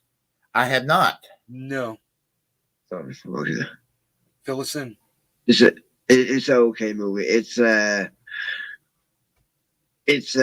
people get kind of abducted by aliens, and then they have to run around in some kind of obstacle course and see who is a sole survivor. Dude, I think I did see that movie. It was like on Netflix or something, like a Netflix movie. I'm pretty sure I saw that. I don't recall this. Oh, yeah, and they were all running. They're all running. Oh my God, all kinds of people. They didn't know why they were there. Go outside that course, if they touch the grass or anything, boom, they die. Right. I remember that. I saw that movie. Yeah, it's pretty. Yeah, it's ironic. It's an ironic movie. Hey, talking about movies, I saw Area 59 or whatever it's called. Have you seen that? That with the aliens in Africa? I have not seen it. Oh. District 9. It's called District 9. Yes, I saw District 9. Yeah. That's actually a good movie, and actually, it's fucking. If you see it as from a racist point, how they treat those aliens. Yes, it's a fucking racist movie, dude. Yes, it's just like Avatar is to show, how social issues, to demonstrate how we oppress and that there's discrimination and things. Some of these, even I believe Star Wars was some kind of was supposed to be a commentary on Vietnam. Did you guys hear that? Yeah, actually, Star Wars. No, I haven't. But crazy, right? I read that and I was like, man, this is supposedly what the author what was his name? George Lucas. Yeah, George Lucas was in an interview recently and said, I wrote the whole thing around World War II, the Vietnam situation, Vietnamese or something. Not World War II, but the Vietnam War. You know what I think of when I think of Star Wars? I actually think I think he borrowed a lot of ideas from a Doctor Who story called Genesis of the Daleks. And that's one I've never heard of. Oh, you never heard of Genesis of the Daleks or Doctor Who? No, Doctor Who, yes, but not this Genesis of the Daleks. Genesis of the Daleks is probably the quintessential Doctor Who story to watch with the Tom Baker. And you know what the Daleks are, right? From Doctor Who? No, I don't know. Yeah, those are the they look like oversized salt shakers with a plunger thing. Anyway, there was a lot of World War II references on how the Daleks were created, and the humans that were in the other world that created the Daleks happened to dress kind of like Nazis, and they were fighting a group. They were called Khalids, that spelled Dalek backwards, and they were fighting the Thals, and they happened to dress like the GIs and the Americans and the Brits from World War II. And so it was just kind of, it was controversial when it came out in 1975, and the British people were like debating this, like, oh my God, this is scandalous. I mean, they were really, and when you watch the story, if you watch it today, it looks silly and campy, but apparently in 1975 it was really it really triggered a lot of people then. Why do we accept this? It's like we demand this crazy psychotic response to this moronic idea that all of us are supposed to, be in these positions that we're all put into. I don't care if you're coming from the right or coming from the left or whatever, and we're supposed to somehow just be at battle with each other all the time. And I don't understand how we accept that as that's the way we're supposed to do it. We're all supposed to be in disagreement with each other, and we're all supposed to just conform to whatever our team is and be completely at odds with the people we disagree with. And what I see is a lot of the things that we've been set up to disagree on shouldn't even be in the arena of discussion. They should just be accepted. I can't believe abortion became a political issue, man.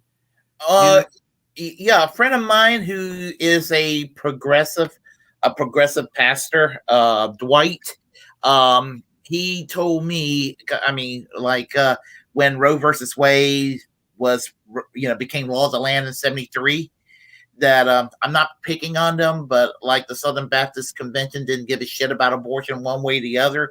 Right. It wasn't an issue at that point. They made it their issue. But the Roman Catholic Church lost their shit over it. Yes. Yeah. And again, I'm not picking on the Roman Catholic Church either, but I'm just saying that it became a culture war issue, and then the Catholic Church and so a lot of that become a wedge issue. It became, how did we allow that to become? I mean, I'm trying to think of another issue that is more dividing between Republicans and Democrats. And the only other thing I could come up with, and this is psychotic because it's so new, is election integrity. Probably trans. Does it feel like the whole Republican Party to you? Or do you just feel like most of the Republicans are being quiet about that, and that the loudest voices are just few, I want to be charitable and act like it's just I know a lot of Republicans. I live in North Carolina. I got Republicans in my family. I mean, and I got friends, who are Republican, just me too. I've got DeSantis supporting friends here in Florida. I happen to kind of like DeSantis too, believe it or not. I want your sympathy for sure, bro. It hurts. Yeah. I mean, I feel you. Yeah. So the thing about it is when you know people on a personal level, it's just I know that they don't want to do the horrible things that some of these elected right wingers want to do, and like keep people out of bathrooms. Yeah, I know that. So it's just kind of hard to write people off, and if I write everybody off who disagree with me, I will have no friends. So I've learned to be very tolerant of whatever side of the fence people are on. I learned to be very tolerant, and the spectrum is this way. I mean, this is where I basically this is where I'll write somebody off. If somebody thought that Hitler was a great guy, I can write them off. If somebody thought that Pol Pot's killing fields was a wonderful time in Cambodia, I can just easily write those people off. Yeah.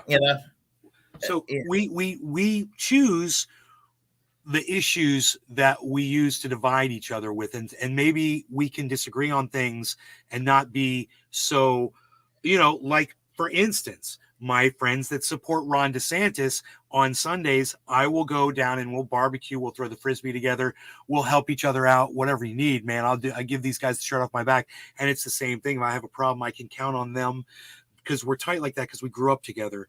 And, when you look at politics like that and you say, but you are electing people who are going to do harm to people who I think are important, that people that are discriminated against. And they're like, yeah, and this is my reason, or that's my reason. And your brain wants to explode. And at the same time, is that the direction that we're going as a society? Is that really us to determine who our friends are going to be based on what one person decided, to how one person leaned, or do I want to be able to retain that friendship? And maybe over time, I mean, I'm not doing this overnight, bro. None of them are going to tune into this podcast and listen to you and I speak with Cyber. But over time, maybe, pointing out that I dated somebody for a while, 6-7 months, who had a daughter that was dating a trans kid. And, we used to sit around and eat popcorn and watch Netflix together. And I had no problems with that. And I would ask them at some point, would you have a problem with that? I would say my friend who's a school teacher that put a post up that said, hey, we're having a party and don't worry, there won't be any Bud Light. I understand your anger against Bud Light, but you're also reaching out to other people who might not just have a problem with Bud Light shoving a message down your throat. They're also anti-trans people existing. And it seems to be that's what they have a problem with, the fact that they exist. Can we get through to those people over time? Is it possible to see those people make a change? Because I've changed over time. It's taken a long time. I used to have different views of people, and I have completely changed over time. And I wonder if spending the time is worth it. Do we have enough time left in humanity when our clock ticks out in 2036 or whenever it's going to be? Is it going to be worth all the work of trying to convince people that we need to love each other instead of hate based on someone's gender, how they view sex, or what the color of their skin tone is? Somebody's will change for the better.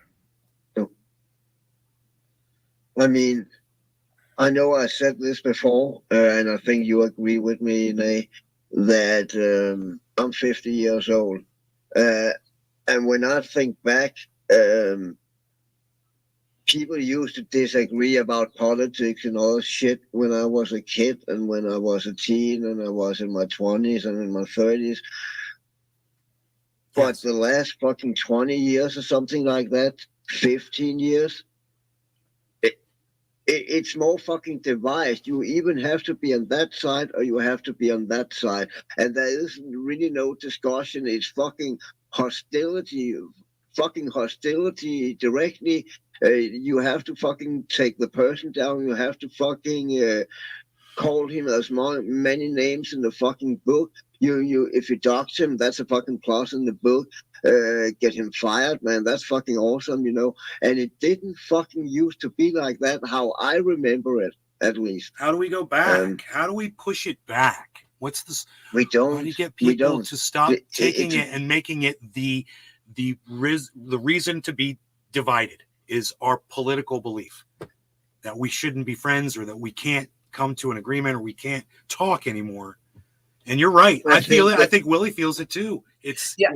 Social media has, in a lot of ways. I mean, in a lot of ways, the internet.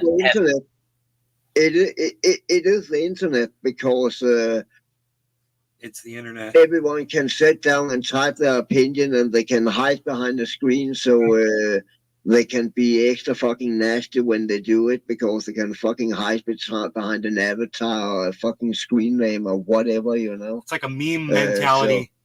15 seconds of fighting, and you're on to the next. Oh, good Lord. For many years, I've had people I fucking loved the internet. I couldn't live without it, but there's no doubt about the internet have fucking pushed us apart as well as brought us together. Yeah, it have. It really have. It's about 50-50. Yeah, for many years, I had people telling me that they would love to kill me and things like that. I mean, literally, they would threaten my life, and they'll tell me, somebody from, I don't know, somebody in in Wyoming or Nebraska, or whatever the fuck they're at. They'll tell me they could. They'll go and track me down and do unspeakable, violent things against me. I mean, I've heard it all. And you're such a nice person. It's like I've thought about this before because I've put out a lot of toxic podcasts. I've been extremely toxic, and people respond with toxicity back, which is completely understanding. I would go and watch someone like Ron Placone or Graham Elwood or Lee Camp, just to name a few, just to see, because they deal with their audiences by hand, not like Jimmy Dore he's not even looking at the chat for the most part. So I'm watching these guys, how they deal with when a troll comes in. And I noticed that Ron Placone doesn't even acknowledge it. Lee Camp will say what somebody said and roll his eyes and then block someone. And Graham Elwood will just full on engage somebody that's trolling him. And, through all of that, I think the best thing to do when we are having disagreements and people are getting angry and we're looking to hurt each other by going into a podcast and saying something rude or saying something mean or whatever, is to think, hey, man, you know what? It's okay. This person disagrees on something. It says something I don't agree with or whatever. And if I want to go in there and type something and say how I'm feeling about it, I can do it without calling them a name, and I can do it without trying to get blocked as soon as I say something. Because if I'm saying something to get blocked immediately just to get that little bit of enragement and that little bit of satisfaction out of getting you mad, trolling you, that is that 15-second meme mentality that we all feed into when we just want that little bit of a charge. Hey man, I got that guy mad at me. What did that accomplish? Nothing. It didn't accomplish anything. If I say something supportive, I'm watching one of my favorite crypto guys, and I'm watching that Martini guy, and I'm asking him a question or whatever, and he answers it. And I'm not saying it to fucking put him down. I'm saying it because I want to be supportive, and I kind of do want to hear him say. I get such a charge out of the fact that not only did I get to hear him read my stuff out loud, but it had an effect on him that was positive. Whereas before, I used to actually get some kind of gratification out of trolling someone. And I kind of noticed that society and me have passed each other up in opposite directions, where I was the one that started out with, fuck you, motherfucker, fuck you, fuck you, fuck you. I was the king of fuck you. And then people would like watch me, they tune in, they're like, oh, and then they'd be like, oh yeah. And then they're like, yeah, fuck you. And now all of a sudden there's a whole bunch of people walking around the world saying, fuck you. And I'm like, no, it's not fuck you anymore. It's thank you for giving me your opinion and giving me some attention and talking to me. And everyone's like, no, nay, it's fuck you. You've just gone the wrong way with society, man. I feel like I was there. I was kind of like a trailblazer, but I kind of like brought it on, in my own little world, and it's just done nothing but wreck my whole ability to reach people, I am probably going to have to go because I'm going to have to get some sleep because I got to go to work in a few hours. So it's been nice talking. Let's do this again, okay? Yes, absolutely, Willie. Whenever you want. All right. Great. And I hope you were able to cover the Ben Shapiro, Bernie Sanders thing enough. Yeah. We got the gist out of the way because, as I said, I have some. I mean, I've been getting very impatient with Bernie Sanders lately, but not so much that when Ben Shapiro is going to be attacking him, I'm like, no, I can't let that be. I mean, because what problems I have with Bernie Sanders is basically his empathy turns into borderlines being spineless, and I don't mean that to be mean, No.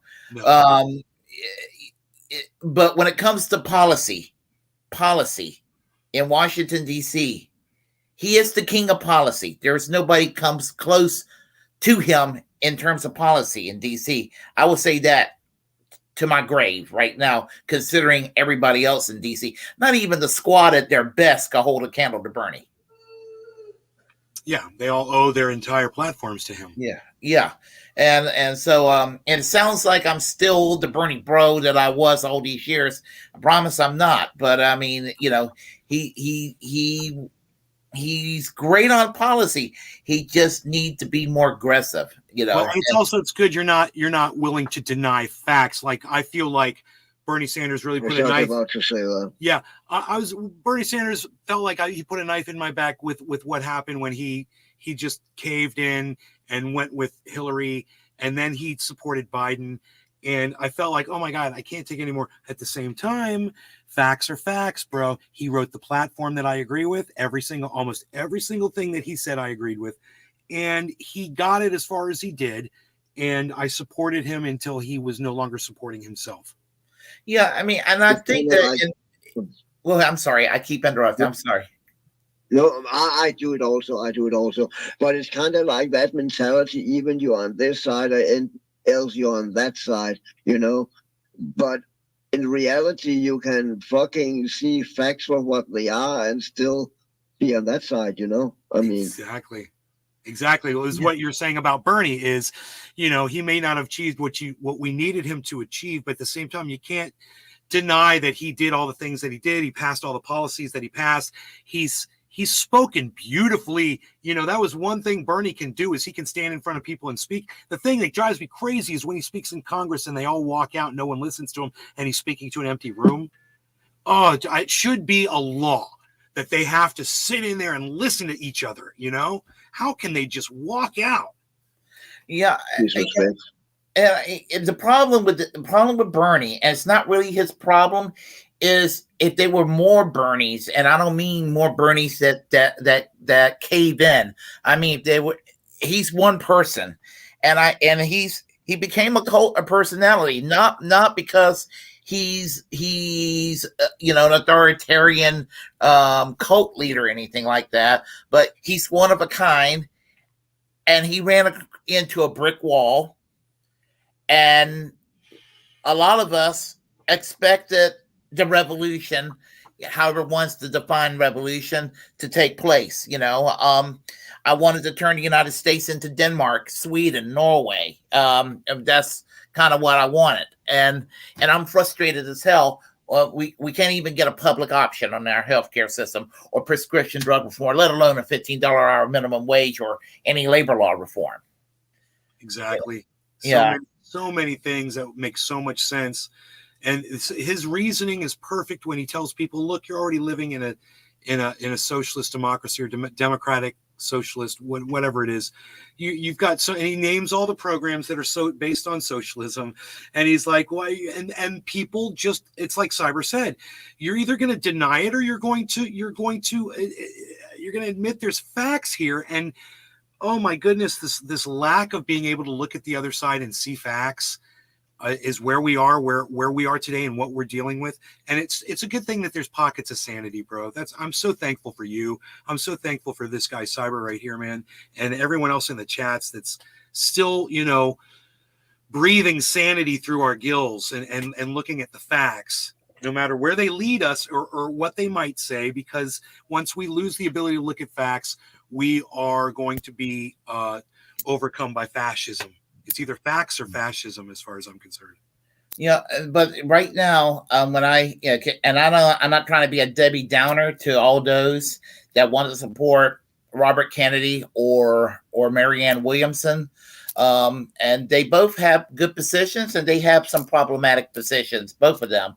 And all of that, but all of them, they're on that bandwagon. They're trying to recreate Bernie, and they're going to be in for a big disappointment because, it's going to be a long time before there's going to be, and it's just going to be a long time before anything happens. And, I don't want to make it a cult of personality, but I think that if there's anybody out there that's kind of a model, not as a cult of personality, but somebody who's leading by example, is Kshama Sawant in Seattle. Her workers' strike back. I think that's where it's at right now. Yeah. We have to look at those local battles because we don't have the Supreme Court. We don't have, we've got the we don't have the House right now, right? And we don't have anything. I mean, it's a dysfunctional. Once again, it's a dysfunctional government, just the way the masters like it. Yeah, you got right-wing Republicans, which are the Republicans, and you got rhino Republicans called the Democrats. That's right. Yeah, so that's what's going on. But I do have to go because I got to get some sleep. And all right, well, Cyber and I have to do some bong rips. So okay, all right. Thank you so much, Willie. All right, y'all take care, and I'm going to be signing off. So okay, brother. Y'all take care. Bye bye. All right. We'll see you next time.